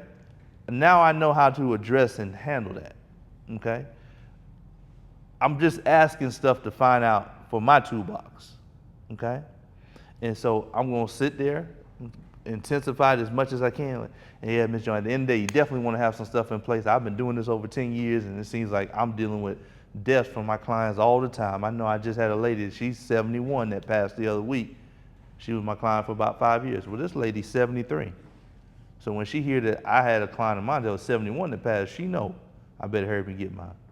Or like you say, you just kill them right on off. Either way, that works for you. But I'm going to intensify it. I'm letting them know, oh, Sarah, how many kids she got? Oh, you say she got 2? Oh, okay, how old is her oldest? Well, her oldest is 18, and she's going off to college next year, and then the other one is 16. Yeah, we definitely want to lead them on them because she's going to be burdened paying for college and books and things like that for the next 4 or 5 years. That's right. I'm making her mind expand that, yeah, I need to go ahead and get this. Okay, so next one. Yeah. Intensify the problem. Yeah, I did that one. Solution. Okay. Now, Ms. Jones, at the end of the day, I'm not sure if you'll qualify. Most of the people that I work with, they do. But let me ask you a couple questions, okay? And so I'm gonna go through all the health questions, and no, yes or no. Y'all know what it is. Congratulations, Ms. Jones. We're gonna be able to get you covered, okay? I know most companies gonna turn you down. I know one of the ladies that work with us, she was telling us that her husband had got turned down from all these companies because he had high blood pressure, and she was able to get him covered over here first day, okay? So I'm gonna make them feel good that I solved the problem, okay? And then I'm gonna close the sale. Now, this is another thing that I want everybody to be on the same page about, okay? We didn't done all this talking, or if we did it the right way, the client didn't done all this talking, all right? But now it's time for us to shut up. And we gotta make sure that everybody is doing this in the house. Now, Ms. Jones, I know you qualify for with us. What I'm gonna do is I'm gonna put some rates together for you. Give me just a second. I'm gonna let you take a listen to our video. I know you probably see this on TV. I came in earlier and Gunsmoke was on, so I know you'd be watching the Westerns. You probably see our infomercial come on all the time. But I'm gonna let you watch this while I put your rates together. It just takes me 2 or 3 minutes, okay?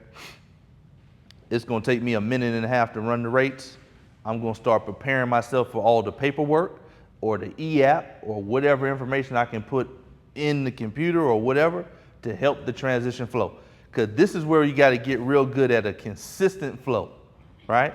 Because if I leave you to think for 20 seconds, the first thing you're going to think is, should I ask somebody? Do I need to talk to Sarah about this?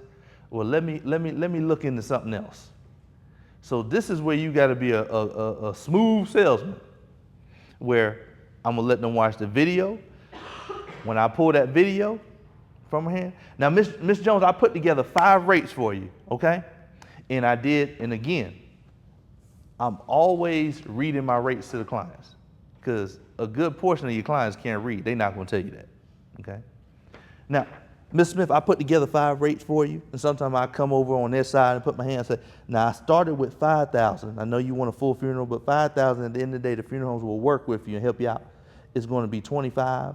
Then I did 7 is $35. Your $8,000 here, which we talked to the funeral home earlier today. You remember their full package is about $7,900. That's going to be at $42. Your $10,000 here is 12 and 15. Which one of those best fits your budget? And I'm going back to my paperwork and I'm writing everything. I'm not saying nothing until they say something. Okay? I'm filling out areas. Sometimes I go through and write the name 2 or 3 times. I didn't sign 2 times over my signature because I'm not saying nothing. And I know sometimes that's difficult when you're sitting there for 3 or 4 minutes, but don't say anything. Let them respond. She's going to say, just go with the one that's 52. I could do the one that's 52, okay? Now, if she's looking at it, and I know that she didn't pull her phone out and then went and got her checkbook, Miss Jones, which 2 are you deciding between? Well, I really like that 72, but I still got to get this furniture paid off. I'm trying to see if I can. I'm always going to talk her down. Well, Miss Jones, let's do this. I'm your agent for life. Let's get you started with the 52. I know you said, how many more months you got left on your furniture? I just got 6 months. Let's do that. I'll put it in my calendar. I'll come back the beginning of February and we can add on that extra for you. Okay? I'm going to talk her down. She feels very comfortable that I'm doing what's best for her. At the end of the day, Ms. Jones, then you got to get through the holiday season. I know you got to buy all the grandkids stuff. I don't want to put you in a bind before you get your furniture paid off. But you know what that is in 6 months? It's just another sale with good persistency. So I want to go back, right? I'm going to talk her down. I'm going to take it. All right, Ms. Jones, we get you started with the one that's 47. Now, I filled out everything on the paperwork. The only thing I got to ask her is really her social security number. But I'm going to walk my way into it. Now, Ms. Jones, let me verify. What's your middle initial? I didn't put your middle initial. It's R? Okay, R. And Ms. Mary Sue Jones, address 1234 Elm Street, and your birthday is April 1st of 1952. Okay. Now, Ms. Jones, let me ask you, what's your social? She's going to give it to me real quick, fast, and in a hurry. All right. And Ms. Jones, let me ask you, your beneficiary, who do you want as your primary beneficiary? You got Sarah? Okay. Who you want as the backup beneficiary? Okay, I could split it between the kids. Okay. All right, so Ms. Jones, real quick, what we're going to do, we'll call my company. I'm going to put them on speakerphone. They're going to verify your name, address, date of birth, and social. They're going to ask you the same 8 health questions I went over with you. Remember, everything is no. You don't have to give any detail, okay? They're going to be able to see the medicine there in the background when they're on the phone with you, okay? And then from there, the minute we get off the phone with them, congratulations, Ms. Jones. Like I say, you've been approved, first day immediate coverage. Write your check out to Lincoln Heritage for. Now, we know Lincoln's not doing checks anymore, but that's still the easiest way to get the account and routing information, okay? Because if I ask her for a check, oh, baby, I ain't got no checks. Oh, okay, no problem, Ms. Jones. We can just set it through your routing and account number, okay? Versus me, what's your routing and account number? So I'm being smooth the whole time. I'm consistent with the flow. I haven't given her a lot of time to think about things, okay? She might say, well, hold on one second. Let me go get my checkbook. But when she walked back there to get her checkbook, she's not thinking about, should I get this right now? She's thinking about, where did I put my checkbook at, right? So we got to be a consistent flow through that. And that's what we got to duplicate in our agents when they're out in the field. Because I know a lot of times with new agents, the toughest part is the close. Am I right? The toughest part, Jennifer, is the close, all right? That's another reason for GroupMe. Y'all see GroupMe as just a way to see what everybody else is doing. As the leader, I'm saying, okay, Jennifer's done 5 presentations in the last 3 days and she hasn't had any sales. So now when I call you, my conversation is about, okay, Jennifer, tell me about the presentations. Well, we got all the way to the end and this is what, or she told me to come back, now I know how to coach you on what might be going on. Because I know I've done it 3,000 times. I know Geraldine's done it 3,000. I know Tawana, I know, you know what I mean? So there's things that we're picking up on when you tell us what happened at the house. And we can coach you from that standpoint, okay? And so again, now referrals, I'm not an expert on it, but like I tell you, at the end of the day, just ask. Now, Ms. Jones, did I go over everything good for you today? All right. And you sure you don't have any questions? Now, I'll be back to bring your policy back in a few weeks once your payment go through. Well, would you help me out? Remember my manager I was telling you about that got me out in this heat all day long? He'd be on my back. Even though I was able to help you today, he's still going to be on my back. Is there anybody else, family or friends that you know? Matter of fact, I know you probably don't know nobody today, but that you can give me their name and information that I can at least talk to before I leave the area today. Okay? I already saw her before I came up the street. I'm gonna stop at your neighbor's house. She was sitting on the porch. She's gonna say, the lady sitting out there with the pink robe? I said, yes, ma'am, that's her. She sit out there every day. Go down there and talk to her, right? I said, yes, ma'am, I'm gonna stop and talk to her. What about your other neighbors? I'm helping her tell me who to go see, okay? In our warm up, we might have talked about what church they go to, all right? You can't tell me you don't know nobody and we didn't talk about your church and you've been there 20 years. Now you don't know nobody at the church, okay? So that's another reason when you're warming up, the questions that you ask. I know Javante does it. Javante know what church every one of his clients go to, okay? Every church they go to, he know. And he's not doing that just for his information. He's doing that to eventually be able to work with those people at that church and that community, okay? So that sounds good. I know I sped through it real quick, but we got to really get good on going through that sales cycle and duplicating that down into the agents, making sure that they understand that, all right? In the presentations and things like that, at the end of the day, the flip book, we could say it in our sleep. Sometimes we get to the point where we feel like that ain't necessary, but you got to understand that new person coming in off the street, that like Nate, he worked asphalt, never did sales before. He wouldn't know what to say to that person. Tony, he been doing insurance for a hot little minute. We were training the other day. I know we could have talked to some of the people and tried to close some of the sales without a flip book, okay? But I want him to be able to do it the right way because I don't know who he's going to bring into the business that doesn't know how to do sales, okay? And at the end of the day, seeing is always more believing, okay? They might like us from head to toe, but when they see something actual in writing, especially when you get in Atlanta where they scamming and scheming everybody out there. So when they see it, Charlotte too, when they see it, it's going to help them believe it even further, okay? All right, so that was my spill. Next, the second thing is once you've been in the business 3-4 months, you're going to start seeing some chargebacks, some fall-offs. And that's where you want to be great with customer service and persistency. And this young lady, like I said, at the end of the day, Tawana and Geraldine, I learned what I learned from them, and Griffin and Dari. And she's always maintained 85% persistency or better, and she just does a great job of working with the clients. And so y'all put your hands together, Miss Tawana out. My name is Tawana. I've been in the business for 12 years. I'm not a $100,000 ring earner, but I have been very consistent at about 80,000. $1 million producer. Yeah, $1 million producer. But persistency is one of my main concerns because getting a call, I remember this call, I just got one in February from a sister. The sister called me and said, my brother died. Did he keep his policy? He did not keep his policy. I had to be the bearer of bad news. So we want to make sure that we contact these people. But the first thing we need to know is Lincoln Heritage persistency should be 80 above. You're looking at your 7th month. UBIs should be 85 of above for your persistency. Lincoln start looking at you at 70% of persistency. They start looking at you saying what's going on in that situation. So what I noticed that most agents do is when they get the service report, they see it come in at night. They be like, I ain't finna look at that. But that morning, they don't go back and look at it. That's the issue. You have to open up them service reports and look at them every morning. They say you should call them within 48 hours. But as soon as I get a service report, I call them the next morning. Next morning, they're getting a call. I had one last night. I called her this morning. So you don't want to put it off. And when you are in the house talking to the people, you want to build that rapport. Most of my clients, when they see me come up on their phone, they be like, I already know why you calling. Because I build that rapport with them. I let them know if anything's going on, please give me a call and we can figure it out together. It could be something we can figure out together. You might can skip a payment. You might can go down on your payment. It's stuff that we can do.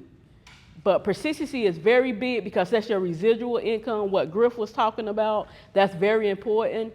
That has lifestyle to us. That makes lifestyle for us. But the number one thing we need to start doing, everybody as a team, is come up with a system. My system is all my clients that I sign up, I have their name, their phone number, their address, and in my notes how much coverage they got, when they pay, their date of birth, and if it's a husband and wife, I put their anniversary in there. Because what I do for my clients, I send a birthday card out, but I also call them on their birthday. A lot of people don't get calls from their kids on their birthday. That right there get me referrals. When I call them on their birthday, they'll be like, hey, I'm glad to hear from you. I'm glad you called me.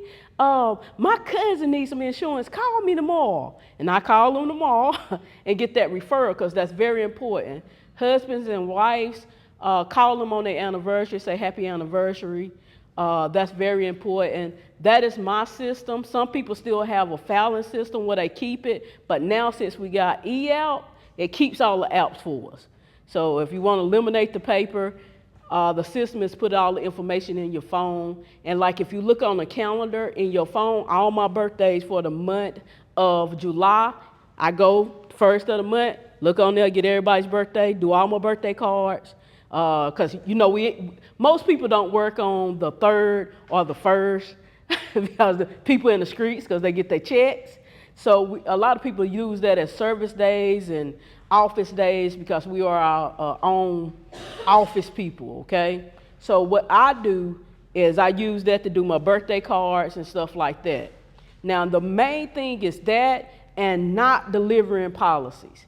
Please deliver your policies in a timely manner. If you sell somebody a policy, and I always tell my clients 2 weeks, because as soon as I get it in the mail, I'm getting in touch with them and I'm going to deliver it. Some people have policies for months, and then people be like, "Where my policy at?" And then that's when they cancel, okay? And underwriting memos is another reason people cancel policies or things don't happen, or you need to make sure you're checking your underwriting memos. That's very important, okay? Because that's a chargeback. That hurts your persistency too. NTOs, not taken out, okay? The Lincoln Heritage is 5%, 10%, but UBIs is 5%. That's not taken out. That's like when somebody do their initial payment, it's not taken out. They didn't get the initial payment. So when you get one of them, just call a client and be like, hey, I seen that your payment didn't go through. Is it another day you want me to draw it out? Or, you know, the bank didn't pay me your payment. I always say the bank didn't pay me your payment. Do you want me to draw it out? When do you want me to draw it out? Do you want me to double up or whatever the case may be? You know, just have a conversation with them. Thank you cards is very important too.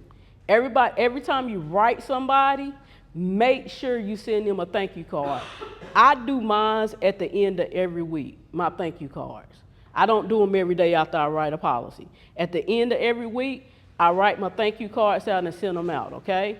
That's very important. That's just building reports with the client. My goals is to work with everybody on the team. Definitely. I do got C, want, and faith in my goals, believe it or not. My C goal for team-wise is 40,000. Right now, we on the line about 20. So I see that. I just got to put more into what I'm doing, okay? My want goal is 60, and my faith goal is 100,000 for a team. That means adding more people. My personal goal is I see 8,000, I want 15, and my faith goal is 30. So, and my thing is to work with everybody individually because I notice people are going through things. And when you're going through something and you have nobody to talk to, there's plenty of people I call because their name just entered my spirit. And I was like, what's going on?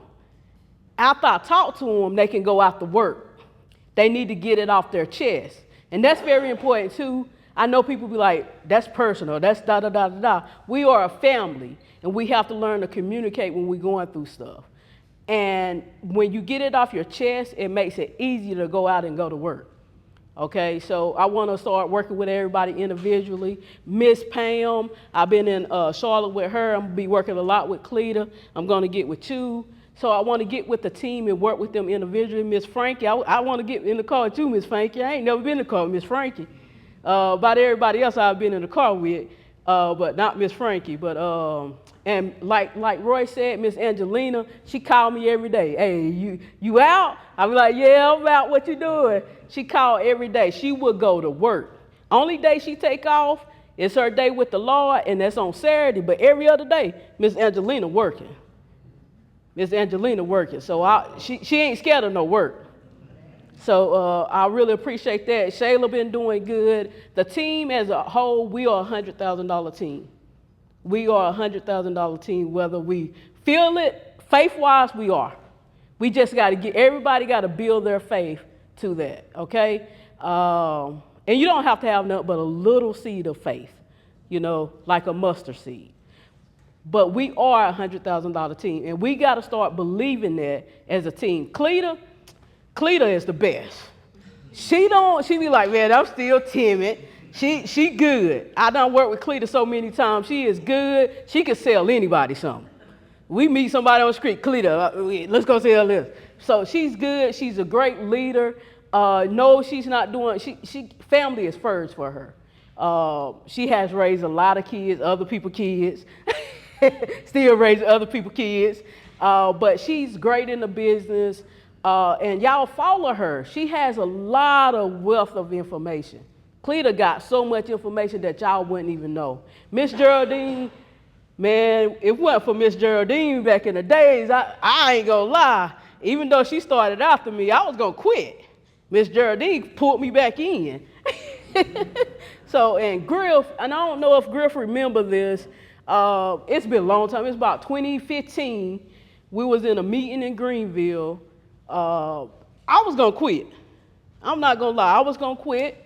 I had made up my mind I was gonna quit in 2015, and Griff came up to me and said, you can be great at this business, but you gotta let go of all that stuff you got going on. You can be great, I see it, and that made me feel good, even though you don't know that, Griff. That did something to me. I didn't quit. I'm still here. It was a time when I was about to quit. But I cried after that meeting. If everybody know, I'm a big crybaby. I will cry. I didn't cry when I was younger. So believe it or not, my mama used to whoop me. And I never cried. But now I cry all the time. But anyway, I really think I know we are a $100,000 team. My individual team is a $50,000 team. Whatever we do outside of Caldwell and Roy, we're gonna do 50,000. We're gonna be at 50,000 in 6 months. I'm gonna start really, really going out there with the teams and working with everybody individually. But that's my goals. Now I have made some goals. My goal has changed. When I first started the business, my goal was to own a property. I do own one property so far. It's a single family home, and to get my mama a food truck. I did.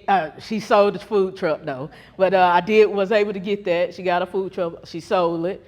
But I just started a little small event space. It only fit about 15 people in Gaffney, and I built a part on my mama's house. That was one of my goals. But my next goal now is I want a mini hotel with a big event space and a tiny home community for seniors and veterans to live in. So that's my next goal. So I know people will be looking like, what Tawanda talking about? But that's my goal. That's my faith goal. I don't know how I'm gonna get there, but me doing this business, I'm rolling my money over whatever I'm making to do other ventures. I love doing this. I love helping people. Any questions about persistency that anybody need to know about? Any persistency things such as following up with people or anything like that? Yeah, go ahead, man.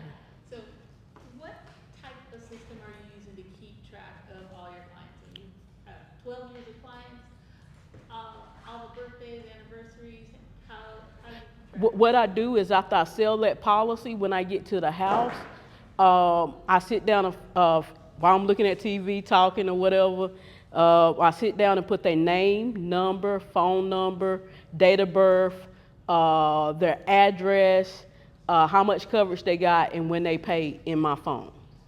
So all my clients are in my phone, and it's good to have your clients in your phone so when they call, you can know who you talking to. Hey, Miss Thomas, how you doing? I ain't heard from you in a while. I'm glad you called. What's going on? And then they'll be able to tell you what's going on. And they love that you know who they are. It's just great customer service. That's how I keep track of all my clients. I don't have no paper no more. I used to have paper back in the days. We used to have the papers. I used to have all my January birthdays, February birthdays. But now, since e-out, we don't have to keep all that paper. So the best way is put it in your phone. Your phone can hold, I don't know how many numbers. I got over 2,800 people in my phone. So, go ahead. So my persistency is something that I'm working on.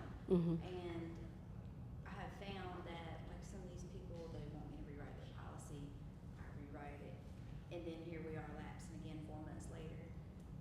How many times are you working with that same family before you just let it go? Me personally, I'm going with a situation like that. I'm gonna try this lady one more time. And I've been to her 5 times. She just turned 83. And I told her, I just told her, you 83. We gotta quit playing this game, you know. And I do 5 times. What you do? There's some places that I've worked with probably 25 or 6 times, but when I'm getting down to the last couple times now, I may put them direct bill because they're not going to write on the card or on the bank account. So now I know it ain't no they pulling the money off or things like that, and it's not going to persist to that. Yeah, because it just depends on because they're gonna fall off again if they do direct bill though, right? Eventually, but it depends. Some of them they just have bad banking situations. Okay, Some of go them ahead. pay like a life. Yeah. So one more question. So say initially I do know this lady. She was, had like a Wells Fargo checking account. Well, now she has lapsed. I rewrote her and she lapsed again. At this point, I think the last time she was trying to put it on her Cash App.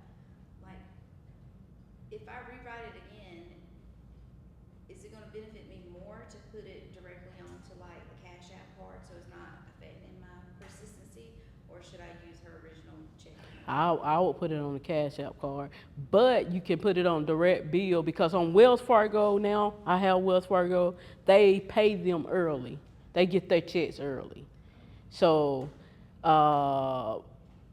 like my son, he supposed to get paid on Thursdays, he get paid on Tuesdays. So at Wells Fargo, their banking thing is a little different, like Wood Forest, and it's different banks that get paid a little earlier. I would do the Cash App card because it's as earned anyway. So I would do that. Try with that, but I don't know. What you think, Ron? Direct bill.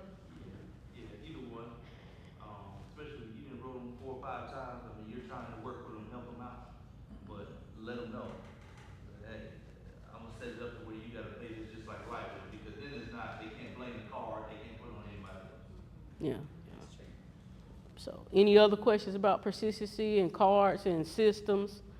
Go ahead, Ms. Ashley. Should you reach out to the beneficiary and see if maybe they wanna be the owner if the applicant's not able to keep up with it? Yeah, you can. That's an option. Yup. That's definitely an option. But from my experience, if they have their kids, some of the kids are not responsible. So you just got to kind of feel out who they got as the beneficiary, and when you have a conversation with them, let them know, hey, such and such hadn't paid. If she passed away, you responsible. This is how much money you're gonna probably have to come up with if you don't pay, or you know what I'm saying. So that's what I would do. And quickly, if you're writing for the fourth time, y'all have that relationship to where you need to just ask her, say, now, let me ask you, cause I don't want to get you messed up on the insurance. What we got to do to where you're able to get your payments in there? Let them tell you. Yeah. This is what's going on, or the way that card works. They want to tell you. You know what I mean? But put it in their hands. But some of them don't know. Cause like Wells Fargo people, they be like, I get my check a day early or 2 days early. They really don't know that system. They just check their account. When they see it, they go. Yeah, that some of them don't know. Yeah. This, at the one Walmart bank, they can actually set it up where the bank will pull the money and set it aside for them, or to lock that money, and then you can still draft on the 3rd or 1st. Oh, I didn't know that. You know what bank is that? Woodford, Last Chance Bank. Yeah. So if they with them, maybe when they open it up, that's what they call it, the Last Chance Bank. Oh, that's what they call it? Yeah, that's Oh. what it's called. So, because they didn't mess everything else up everywhere else. But you can have them call the bank and say, hey, I'm gonna have insurance and $45 coming out. Put that on my, however they lock it or whatever, to where when they pull money out, that's gonna stay there for the drive. Are they the only one that does that can block the money, or the other banks do that? That's the only one I know of, but you can, I heard reverse that. That's a good one. Woodford Bank, the bank in Walmart. That's the one, Doris tells them, give me everything plus the overdraft, they do something like that. Yeah, people messed up, so. Any other questions about persistency? Yes, sir. Y'all put that together, Mr. Warner? More people in the business that can grow the team, because, man, Tawana definitely deserves to be a team leader. She's been here the longest, and she's the #1 field training agent throughout the whole HIG, in my opinion. Okay, she's probably field trained more agents than anybody in this room. Anybody in HIG all together. Okay, and so, but good stuff. I do want to touch on real quick on the agenda, reports. Tawana mentioned it. Just make sure you're reading your reports, opening them up, looking at them, and we're going to we'll do a conference call. On our next conference call, we'll do a detail on going through the reports. I know a lot of times people have trouble understanding what it is. It'll show you where the production gonna count. Like it's how agents are called. Well, that count for this month. Your production report gonna tell you what day it's gonna count for. And so just if you can, we won't detail it because we're running a little behind. But on our next conference call, everybody pull up a production report, service report, and we'll go through and detail it. But you want to make sure that you're reading your reports. That's first and foremost. Okay. The one that killed me the most is, so I say, I didn't see. I'll be like, how much your pay through is now? And they might not have gotten it because they had a balance. So they say, I don't know. I say, what you mean? They sent the commission statement that show, so you got to make sure you're reading reports. Know where your money going, all right? And then we can have that conversation. But we'll detail that one on our conference call on next Sunday, okay? All right, so next, One thing I mad at me one time, I said, I don't know. Yeah, you got to know where your money going. And so we talk about like Tawana, for this organization, she's like the HR person. She talks to everybody. As she mentioned, to me, that's very important. She tells y'all what's going on. She reaches out, talks to everybody in the business. How you doing? Not what's your production looking like? What you gonna do this month? She's always on a personal level with everybody in here, all right? And sometimes, like Tawana say, we got to get the personal out the way in order to get to the production. So Tawana, she's like the HR specialist for the Caldwell Smalls group. She makes sure everything is on par, and she'll feed the report to me. I talked to her, Roy, and she got this going on, that going on, but then she went out to work about 12 o'clock. I said, okay, good stuff, good stuff. But next, we want Mr. Javante Brown. As I mentioned, he's the top producing agent for Caldwell Smalls Group the last 2-3 years running. And man, he's a steward at what he does. We've been learning from him the last 3 or 4 months in the field because we want to make sure we're implementing that into our business like we've been talking. That's where the money is. That's where the big money is that we can bring home outside the leads. And so ask Mr. Javante to come up and share. He's great with mindset. He puts a mindset quote into the group chats every morning. I'm trying to transfer him over. So I meant to tell everybody this too. My wife couldn't put it on the agenda, but everybody download the WhatsApp. So Tony put me on that one last week. We're going to all be on WhatsApp so I can keep everybody in one group. We got about 4 or 5 groups going, but y'all put your hands together for Mr. Javante Brown.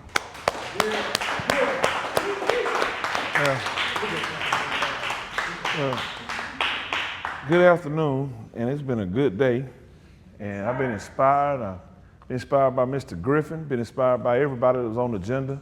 Glad to see Mr. Spurgeon here. Glad that Tawana and Ms. Jardine and Roy put this awesome event together. But when I think about mindset, I ain't gonna be before you long, but when I think about mindset with this awesome organization that Lincoln Heritage have in place for us, I think about, I want you just to think of you having a 50 to 75, 85-year-old grandmother, aunt, cousin that's being taken advantage at your local funeral home. I want you to envision that being your loved one that's being taken advantage of at the most vulnerable time of their life. Walking into a place that's made millions of dollars, walking into a place they're only thinking about themselves at the time. And I want you to think about that many days as you go to these meetings all over, wherever Mr. Spurgeon, they lead us to, and we hear about the FCGS over and over and over again. And I want you to think about how many times you had the opportunity to educate them on having their plans in place. But death strikes, and they get to your local parlor, and they ain't got nothing in place. And they get down there to the local parlor, and they tell them, we don't have no finance plan, but the bill that you want is $10,000 to $15,000. And we can't move until we have that $10,000 to $15,000. How would you feel as being this final expense agent, standing there in the local parlor with your family? Hearing that funeral director tell your family, we can't do nothing for you until we get our money. What you gonna do, call the next funeral home, they're gonna tell you the same thing. We need our money. How many times are we walking around our community week after week and not talking to people that we think they got forever to live? But we got the product in our hand. Mr. Griffin said earlier, what are we gonna do with it? What are we gonna do? Why are we not doing it? So that changes my whole mindset, no matter who I see. Like I said, I have the gift of gab and I love to talk, but I think about numbers as they walk past me. Have I done my part? Now, if I know people in my local community that pass away, that I've tried and tried and tried, and they have no insurance, my conscience is clear. But it hurts me to know a family that I could have just took 5 minutes just to produce or just to offer this awesome organization and this FCGS and Lincoln Heritage to them. Denying myself just 5 minutes just to educate them. So I want us to think about that. If we wouldn't want our family to be in that position, why would we want anybody else's family to be? You have the product, we have the material. We can call Lincoln anytime and order all the supplies we want free. But what are we gonna do with it when they get on our shelf? We're gonna just let it sit there and dust get on top of it, or are we gonna take this and educate them to the best of our ability? Think about in your local community, how many final expense agents that you have there. You may have a couple, but how many of them get the most training, the best training that you get? we're more equipped and better than those around us because they really don't know what they're doing. They talk about it, but they really don't know because Lincoln has the statistics. It's a proven company with a proven system. Okay? So I want us to think about that. When we leave here today, when we go back to our communities, study, equip ourselves to be the best that we can be. And I'll be done. Any other questions? Now, Devontae, you could share with them. I know we talk all the time. Devontae gets a lot of names and numbers that he talks to people, so we want to get in the habit of, we give a lot of cards out, like I know Wright had on his goal, they give a lot of cards out. Another one I would add is, get a lot of numbers. Because you're going to give out 100 cards, and you might have 2 or 3 call back. But if I give out 100 cards and I get 75 names and numbers with them, I can always drip on those people. The same way we talk about recruiting. Right. Like I was just sitting there thinking, I said, shoot, think about shit. Like every time you get somebody information, 4 or 5 months later, you might just send them a picture of your card. Say, hey, I just wanted to text you my information, just in case you ever thought of anybody I could help. Devontae spends a lot of time, y'all hear, he spends a lot of time making calls and stuff in the morning, sitting in the car and talking to people because he's reaching back out to people that he might have talked to 5, 6, 7 months ago. Things change in people's life on a daily basis, okay? What they got going on today is totally different from what they might have going on 6 months from now. These clients are signing up with insurance companies over the phone and through the mail that they're gonna keep 5, 6, 7 months. So I went and knocked on the door. Oh, I just signed up for something last week. I don't want that right now. I said, well, Mr. You mind if I go over it just to share with you? No, I'm gonna stick with what I got. You know what that means? First of all, she's 67 years old. I'm at her house talking about insurance that she just get. So there's a chance she had something before that it didn't stick. The chances is that it's gonna stick with me because I'm a live agent. We talked about the customer service piece earlier and FCGS. So that Globe Life, give it 9 months, okay? But if I'm constantly dripping on her or stopping back by her house in the future, say I'm going to see Javante at 231 Elm Street. Well, if she's at 125, hey, I just want to stop back by. How you doing? Doing okay? Yes, sir. Everything been going good? Yes, sir. I was in the area. I just going up the street and see my partner, Mr. Javante. He's one of my clients. I just want to stop by and say, your garden look nice. You're doing real good with it out here. Yeah, I got it going. She said, now you that insurance guy that had came by? I said, yes, ma'am, that's me. Oh, I'm glad you came by. I was looking for your car. She's looking for my car because, man, they don't keep that stuff. Oh, yeah, what happened? I remember you had just got signed up with the other company. Yeah, I tried them out and that thing just didn't work the way I wanted it to work. Well, Mr., I don't got a lot of time right now, but shoot, let me call Vontae and see if he can hold on about 20 minutes. Because I had talked to you about everything before. I'm going to sit right there, write the policy. Now she's a client. She's a lead that I paid for before, or she's somebody that I gave a card to in the past, or got her number. So you got to follow up with people. That's the one part I think everybody's not seeing with Devontae. The money is in the follow-up. I know me and Tony shake his head, we talked a good bit about that. It's the follow-up. So Tony goes to a lot of events and stuff too, but it's following back up with people in the future. So Devontae, if you just want to share a minute or two on how you're following up and keeping track of all the numbers of people and stuff you're talking to. In my notebook, I would take a form. That's what I do. And everybody that you talk to in that day, I would put them on that paper. Now, the ones that's not interested, you want to make sure that you take a pink highlighter and you put down the month on that month, everybody that you talk to, and you want to put a pink highlighter through that, and 6 months from then, you want to give that person a call. Now, everybody you do write up, you want to highlight green, but every 6 months from that, you want to call them back. Sometime, even if you're in the field, sometime with me, what I do is I put down the date and the place where I talked to them at. So I remember when I called them to let them know where I remember them from and where we was. And that pink highlighter that you highlight through, that gives you a database of names that you have not got yet, but you can continue to track back over time and work with them because life changes. So things, they may not want it right now, but they may have a loved one to pass in 2 to 3 months and they rethink the decision. So you make sure you want to keep that database in place so that you're educating them and making sure that you're doing your job as the agent to make sure that they get the product. Any more questions anybody have? Yes, ma'am. I have a question. Yes, ma'am. I haven't had the experience yet of having a client to pass away and to have the beneficiary go to the funeral home.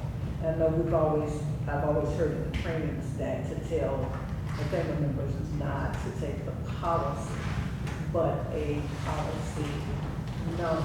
Can you elaborate on that if you've had that where you just tell them, okay, don't take the policy number simply because seeing how much you have on the policy and the possibility of prices being taken up a lot higher and the beneficiary not having any left over, so to speak, because the price has gone up. I tell all my clients, now this is me, I can't speak for nobody, but I tell all my clients, most of them, I tell them to wait to let the funeral home know that before you do anything, you want to meet, and I go the next morning and meet with them, work with their budget, what they have, call in with Lincoln, FCGS, get all that verified, know what they got before they go down to the funeral home.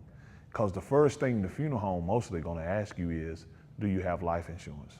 But that's not the correct procedure what they're supposed to ask you. The correct procedure they're supposed to ask you is, do you prefer that your family member be embalmed? Because if they pick them up and they embalm them, that's already a fee. So you tell them to wait until I get with the family and that we can work together, educate them on the importance of what their budget is and what they got. So when we get there, if the body's not been embalmed, nothing has been embalmed, if they want to be straight cremation, they've saved money. But you as the agent want to work with that family before they contact the funeral home, or if they contact the funeral home, you want to make sure that you as an agent have worked with them, went through the FCGS procedures before they call the funeral home. The hospital can put them in a holding place, so it's not a rushing process. So I know a lot of people rush straight to make a call, but they don't have to because they're vulnerable at the time. So most tradition, they've been taught that we got to hurry up and make a move, and it costs them down the road. Because I got that question from some friends in Virginia who are getting prepared for their mother. She hasn't expired yet. However, she's not a part of the FCG Consumer Guardian Society, but they are working and knowing how much that she has, but being conscientious about what she has and want to make sure that they're not being overcharged as to what they need to do. I would say too, to already go ahead and call the insurance company, get the policy number, the beneficiary knows that they're the beneficiary of that policy, have that number ready so that it's going to be over the 2-year contestability period. So when they go to the funeral home, they only assign that and have a budget already set. So when they go into the funeral, if it's 10, 15, they're not going to go over that. Then they know, let the funeral home, they can assign it to that company so it can be done the correct manner. That's what I would do. Now, I mean, any more questions? All right, thank y'all so much. Appreciate it, man. Vontae's our expert, man. He came from the funeral home business. He's an expert at the business. Vontae's been working in the funeral home industry since he's been in high school. And like I said, I always share, man. He really got my mindset changed on a lot of things when it came down to the business. So we didn't were able to transition. But y'all put your heads together. Senior Director, Mr. Doris Ferguson. I believe you running the show today. Everybody got their notepads, Doris, so make them draw it out. Make them draw it out. Okay, do it on the, gotcha.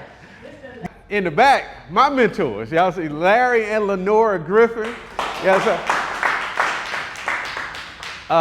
They got me started up in business back in 2013. Shayla, I knew nothing about final expense and insurance. Nothing at all right there. Mr. Griffin came to Greenville all the time doing our meetings and getting us going, and built the meeting up. All I could do was bring people. I couldn't even spell Lincoln Heritage. So he got me up and going, rolling into business. So give a hand to Larry and Lenora Griffin for all they do with us. And our family has been changed because they got us started up in this and showed us everything. So forever grateful. And they had their 50-year wedding anniversary. Just the other day. And Geraldine Caldwell, great to see you, Geraldine. Glad you're doing better. Geraldine came into business rocking and rolling just like everybody else. And once she locked in, it was lights out. She took not only our team to another level, but the whole group when she saw things, people saw what was going on. Because God lined up some great things. The month that Geraldine wrote 32,000 in business, guess what? It was the first Friday that Bobby Diggs came to. All right. And he saw that and said, hold on. She was in Legal Shield. People can do this. He said, okay, I think this is it right here. So it's amazing what Geraldine, not only just right here. I always tell people this thing is bigger than you. Bigger than you. And Tawana right here was the first agent, one of the first people I recruited into the business. And I'm going to tell a little bit when I do the training on recruiting about the first meeting. But Tawana was one of the first people that came. I took off up to Gaffney. I didn't know what to do. I just said, let's go talk to some people. That was field training then. So, but now Tawana's written over $1 million in business. So give them a hand too as well. And everybody, thank you for the prayers. We done had a rough month this month. My father got sick first of the month, then Tashana's father. Yesterday, it wasn't looking good. He had a 50-50 chance, but things are looking a lot better right now. He's going to do another surgery today, so keep Tashana in your prayers. So, but Roy asked me to talk about recruiting, and I'm just going to get right into it. Recruiting, you got to always be, if you want to expand, you got to always be talking to new people. You got to be putting it out there, putting the opportunity out there. Some people, and everybody, don't prejudge anybody. That's the first thing on recruiting. Do not prejudge anybody. Because the person you think go blow it up, you gonna say they know everybody, they can do it, they probably won't do nothing. And the person you least expect to do it, they go take off running into business. So let me tell you why you want to recruit. If you're not adding, if you were looking to build a team and build an agency, if you're not adding people to your team every single month, you actually going backwards. Everybody follow me on that? Your business is going backwards. What's going to add new production and go to new levels is adding new people. And I'm from here in Greenville. Jesse Jackson grew up in this area around here. Y'all heard of Jesse Jackson? Put a rhyme together like you do. To go new places, you got to see some new faces. You can't grow with the same people. You got to continuously add people to your team. And it brings excitement. Everybody, new blood is the lifeblood of your business.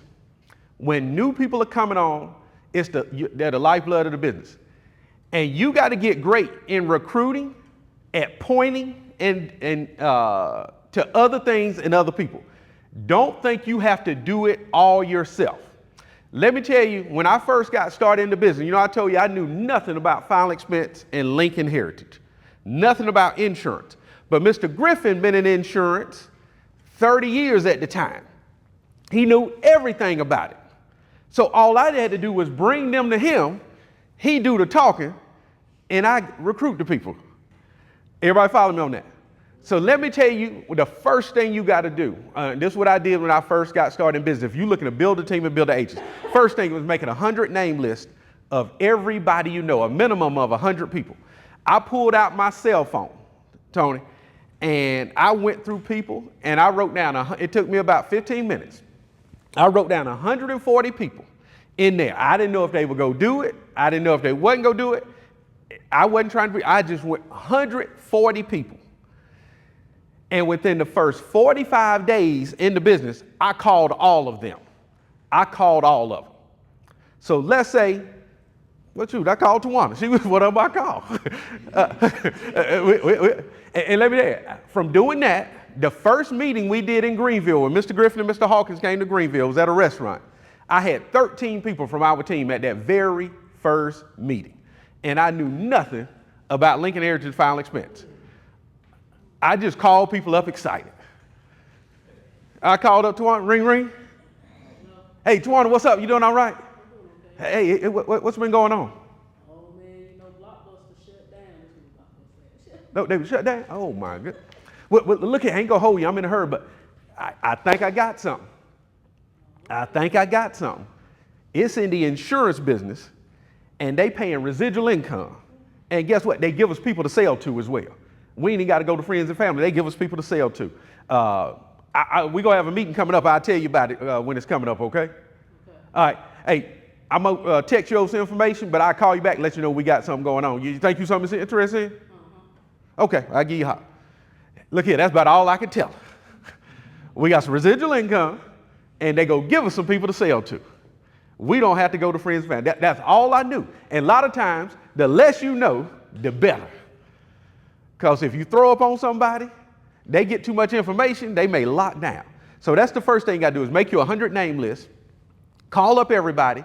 Don't worry about if they say no. You say, you mind if I keep you informed? I'll let you know how things are going. Everybody got me on that.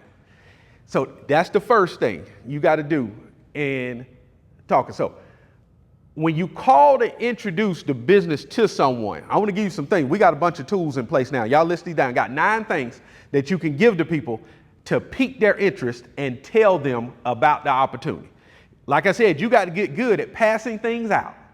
Because if we got our website, spurgeongroup.com, that's designed for recruiting. It'll take me 30, 45 minutes to explain everything about Lincoln to somebody one-on-one. But I can give that website to 100 people in less than an hour. Everybody follow me on that? So let me give you a list of things to give to people as a pre-exposure. Number 1, spurgeongroup.com. That's our team website.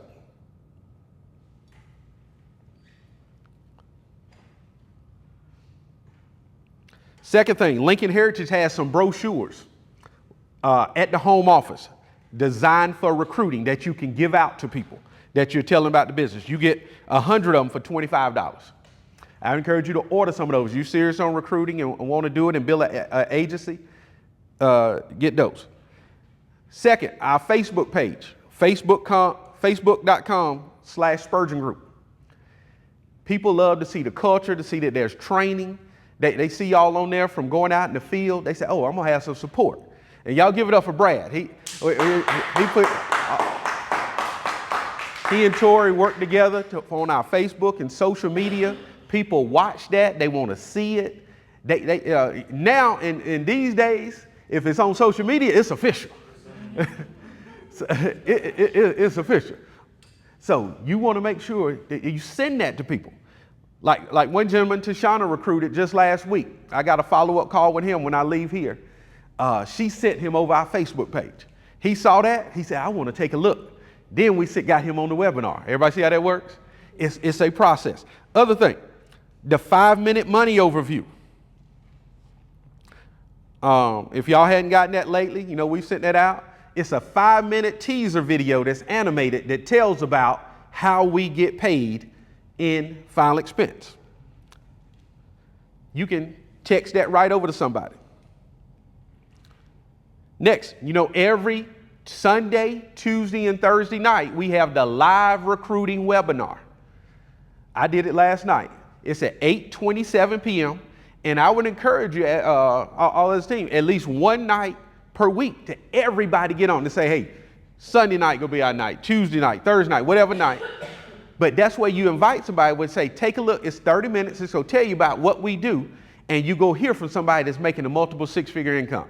Mr. Diggs does it sometimes, Chris Shaw does it sometimes, Kevin Tyler in New Jersey, whoever it may be. But that Zoom link is lhlwebinar.com, www.lhlwebinar.com, and that's every Sunday night, Tuesday night, and Thursday night at 8:27 p.m. The 6-figure ring earner book. We have that digital. Y'all know we have the booklet that HIG puts out with all the 6-figure ring earners. Everybody remember this. This is a rule on recruiting. You got to get great at telling stories. You got to get great at telling stories. And that book is full of stories because somebody's story is going to catch you. Because let me tell you, Mr. Griffin made millions of dollars. Him and Hawkins in insurance and Brad Lucas, he done made millions. When I saw this, I said, they're supposed to make money. They're supposed to make money. But guess what got me, Roy? When I went down to Sumter one day, and they had a gentleman training. He started this business when he was 23 years old. At that time, he was 30 years old. He said, I've been in the business 7 years. He said, whether I get out of bed or not this year, he said, I'm going to make $100,000. He said, I think I might start recruiting this year. I said, you got to be kidding me. This joker right here, he couldn't even talk that good. But that story, and you go remember those stories forever. So you got to get good at sharing stories. So the background, I can go through the whole room and I can tell what everybody's background is. Because that's what y'all notice when I talk to somebody, I say, what you used to do before this? So then when I run into somebody else, I'm going to say, guess what? I work with somebody else. They used to do what you do. Now they take a look at this. Cleta may not even be started with us net, brand new, but she looking at this too, and she do what you do. Guess what? Somebody said, people at least nosy and want to take a look. So you got to get good at sharing stories. Not lies, now stories. So you don't tell they making $1 billion a year. You tell the accurate stuff right there. Get good at telling stories. But those are some things to send to people, to text to people, to tell them about the business. So I'm going to try to draw up here. I might not draw the whole baseball diamond like we did on PowerPoint the other day. But we go get the step. After you got a prospect, and everybody, you should be adding, you got to have prospects. You should be adding at least one new person to your list every day that you're recruiting into the business. 20 to 30 new people every single month. You got to keep adding people to your list.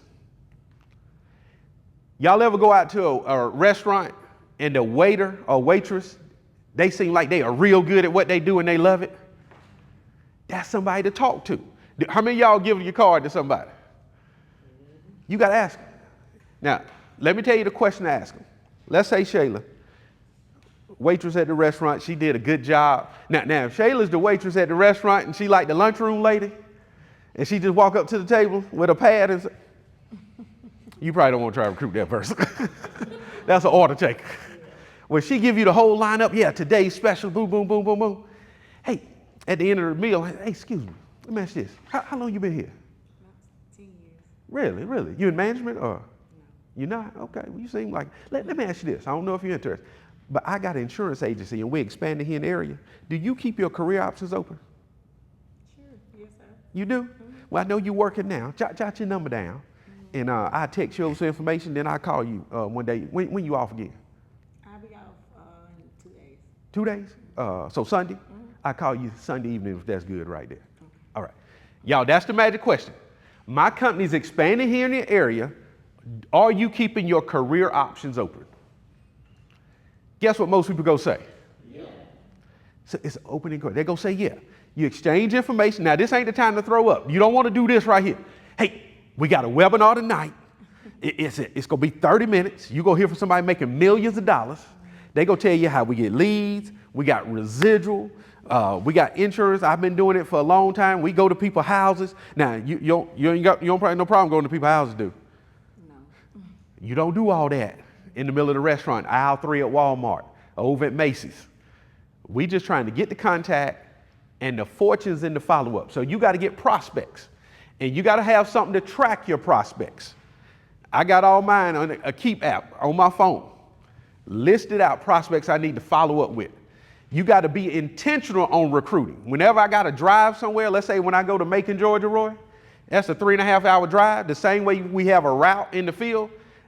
Brad will tell you, he ride with me. I got a list of people that I'm calling the whole way while I'm driving. I got appointment time set up on the road. I got a 3:30. I got a 4:50. You got to be intentional on calling back. Everybody follow me on that. So you got prospects. Second thing, after when you get a prospect, you give them some information. Text them the website. Text them the Facebook page. Just something to tease them, to give them a little bit of information. And next step is we want to get them to a bigger, more thorough presentation. Like the 30-minute recorded overview, the live webinar. So I'm going to call Shayla back on Sunday. I'm going to call Shayla back. Ring, ring. Hello. Hey, Shayla, how you doing? Good. This is Dari from the restaurant. You have a good weekend? I did. Okay, good. Well, I know you told me you wanted to take a look at what we were doing. Now, you serious about that? Yes, sir. You sure? Yes. Okay. Well, what we do, did you get to glance at the website I text to you? I skimmed over it. Okay, anything jump out at you? I seen it was a group like a family that I was interested in. Yeah. Well, we support each other. We help people, brand new people, because we got a lot of people been in a while. We definitely believe in that. So you want to see a little more information on it? Sure, I don't know. Okay. Well, matter of fact, tonight is Sunday. We got a special 30-minute live webinar. Will you be able to be on your cell phone or tablet or computer at 8:30? I can. You can? Let me tell you what it's going to tell you. It's going to tell you how we get paid, what kind of work we do, and how to get started. And then afterwards, we can see what you like the best. And if you got any questions, we'll take you to the next step, okay? Okay. All right. You going to be on your computer or tablet? My phone. On your phone, okay. Make sure you put your name up on your Zoom. It's going to be on Zoom. Shayla, then put your last initial. And then it'll go off at about 9 o'clock. I give you a call back to see what you thought about it, okay? You see how I set it all up. What if I told her about Lincoln? Nothing. Because if I tell her everything, guess what she gonna do? Not get on there. So I'm inviting her. On the follow-up, I'm inviting her to a live presentation. Maybe not live, but Zoom or the recorded 30-minute overview where she can get the full picture. Now, when Shayla's on the webinar, the next step is a 3-way phone call. When I call her at 9 after the webinar, I want to have a 3-way phone call. So I got Shayla on the Zoom. I'm going to text 3 people. I'm going to text Geraldine. I'm going to text Mr. Griffin. I'm going to text Roy. Hey, are you available for a 3-way phone call after the webinar? And which one of them texts me back first and say, yes, they're available? That's who I'm going to have lined up for 3. You cannot count on one person. Y'all ever text me for 3-way? And I said, well, I got 3. And then it's going to be one right after that. Because after every Zoom, I'm on there for 2, 3, 4 3-way calls after every Zoom. So you got to line up somebody for that 3-way. So now, the Zoom is over. I'm on the Zoom, so I know Shayla on there. Okay? So you got to be on there with your person. You don't want to be guessing. So now, the Zoom is over. Roy said he's good for a 3-way. So I'm going to call up Shayla. Ring, ring. Hey, Shayla. Hey, that was good, wasn't it? Hey, good. Well, hey, I'm glad you got on. Hey, Shayla, let me ask you this. Everybody, this is the next question.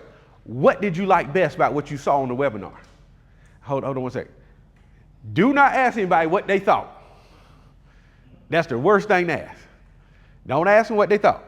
What did you like best about what you saw on the webinar? The money I could make. The money. You know what? Me too. When they showed me how that money paid, I said, look here, I'm in. Hey, any questions you have on anything? Or any more information you want to look at? What I need to do. Well, the next step, Shayla, is I'm going to introduce you over the phone to my manager. His name is Mr. Smalls. Now, this gentleman, let me tell you about it. He used to own his own business. He made great money doing vending, but he didn't have the residual. He wanted to make more money and have residual, so he had time freedom. He is helping me to build my business. I'm going to introduce you to him over the phone, and he going to share with you the next steps, okay? And you notice, did I ask her? I don't want to say, do you want to talk to my manager? Don't ask him. I told her this is what we go do. You got to lead. And let me tell you everything to get in your language. The next step is. All right, Shay. Next step, I'm going to introduce you to Mr. Smalls. I'm going to get him on. So I'm going to call up Mr. Smalls. Ring, ring. Hey, what's up, man? Hey, Mr. Smalls. Okay. Now, while we on hold, I'm going to give him the rundown on Shayla. Everybody follow me on that? I don't want to put them together, then click together and say, hey, Mr. Smalls, I got Shayla on. And then do that face. Shayla, don't do all that. Because that can be embarrassing. If I'm telling about how he owned another apartment complex now and doing all that. I told all about Mr. Smalls. And then when I get Mr. Smalls, I'm going to give him the rundown on Shayla. Do it separate. So practice your 3-way call.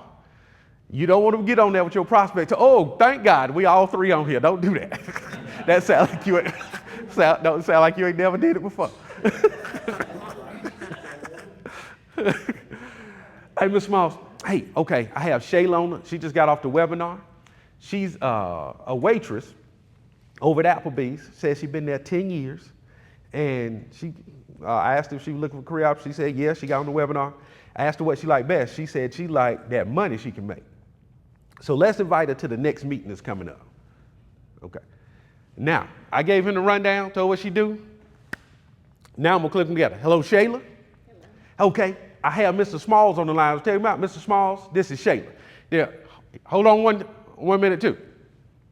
What did I call him? What did I call her? Shayla. Last name for your expert, first name. We got to build up the expert. I don't want to say, yo, this is my boy JR. That's look like he's just a regular old person. But you got to build up.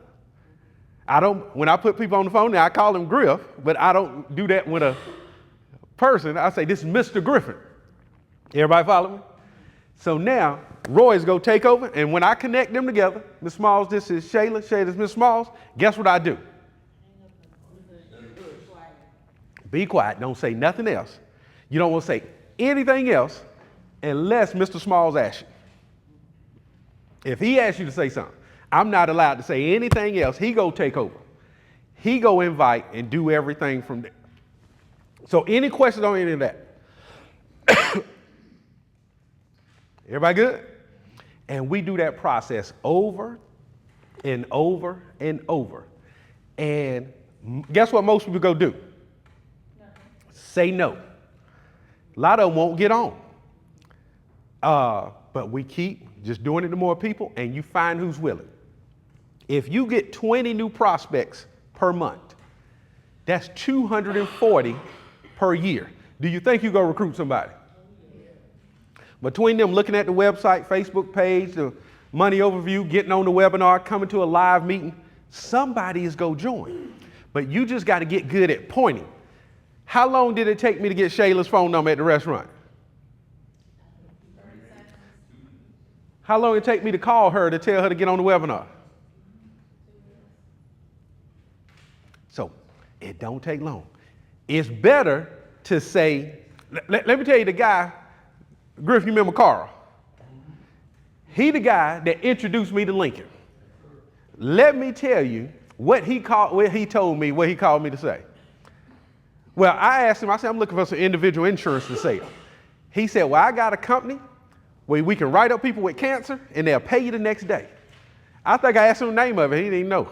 He didn't know the name of the company. But he knew he could write somebody with cancer, they pay you the next day. I said, well, I'll take a look at it. So what does that mean? It's more of a numbers game than trying to get it perfect. It's better to say less to a lot of people than a lot to a few people. Because sometimes we get that person we think gonna be good. Let me tell you, and I'm gonna close out. In recruiting, you gotta poke people to see if they bleed, not poke them till they bleed. Sometimes we get that one person and we're like, they gonna be good, they can do it. Look at John ain't doing nothing. John just go stay broke. He don't wanna do it. Let him stay over there at the job. Get to somebody who's looking to do it. Go through the numbers. Everybody follow me on that. And do the process over and over. But when you build it, a team, you want to go team leader, right? We got to get you 8 writing agents on your team. 8 people on your team that are writing business. It's going to take you 15, 16 total people on your team. Total. And then your team is consecutively go do that 40,000 in production 3 consecutive months in a row. But it's those simple steps right there. And then, of course, the ultimate thing is a live event. That's when we have our live meeting, the monthly meeting. And everybody, last rule of thumb in recruiting, you do not have an agent until they've been to the live meeting.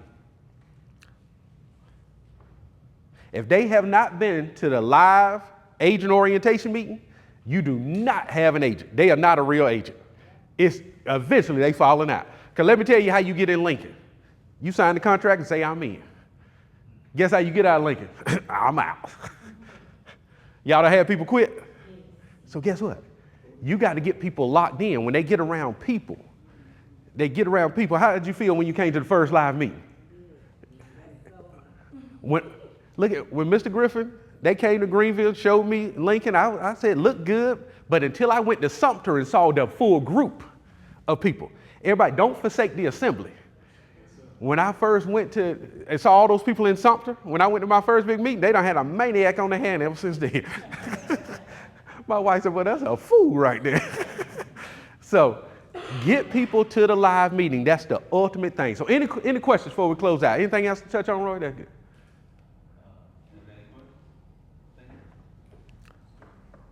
But get good at pointing. Get good at telling stories. I tell Geraldine's story all the time. Because when someone tells me they love the residual, I tell Geraldine's story. I say, well, let me tell you, residual is important. I say, you ever had life hit? Guess what everybody say? Yes. I said, life go hit. But when you got residual in life hit, money still come in. I said, I've got a young lady, Miss Caldwell in Newberry. She worked hard for 3 years, built up a $6,000 a month residual check. Then she had a bad car wreck and couldn't work full time for 5 years. But working part-time, 20 hours a week, she still maintained a 6-figure annual income because she had that residual check. You got to get good at sharing stories. You see how that come out good right there, Devontae? First you got to tell yours good. You know, we went over there at the last meeting. We don't want nobody to come up at the meeting no more and say, I don't know what I'm supposed to say. So everybody got to get good at sharing your story, then get good at telling other people's story. When I get people in front of Mr. Smalls and at Prospect see him, they think he coming in on a Spike Lee float. I say he came in, wrote some business, made 6 figures, flipped his money. Now he got his own apartment complex. Now he's making 6 figures, 2 different areas right there. Guess what they say? Wow, that's him. At the meeting, when you go introduce to somebody, if I'm going to introduce somebody to Mr. Smalls and I'm talking to Angela, I say, hey, that's Mr. Smalls I'm going to tell you about. I don't want to do this. Hey, Roy, don't do that. I want Angela, I'm going to say, I'm going to come here and introduce you to Mr. Smalls. Y'all see how that works? That's building up the expert. So, any questions on it? All right, well, let's build this big. Let's pack out the meetings. Managers, you already in management, your team, you got to monitor it by how many people are showing up at the meetings. That's showing your growth right there. And Cleta, I'm going to keep pushing you. I'm going to keep pushing you. And she go, I'm going to keep pushing her. Or she go tell me to leave her alone one. It's one of them. Geraldine, you keep pushing on that side. I'm going to push on this side. Roy, you pushing until she tell us to leave her alone. So, hey, appreciate everybody. Good to see everybody too. 2, 3.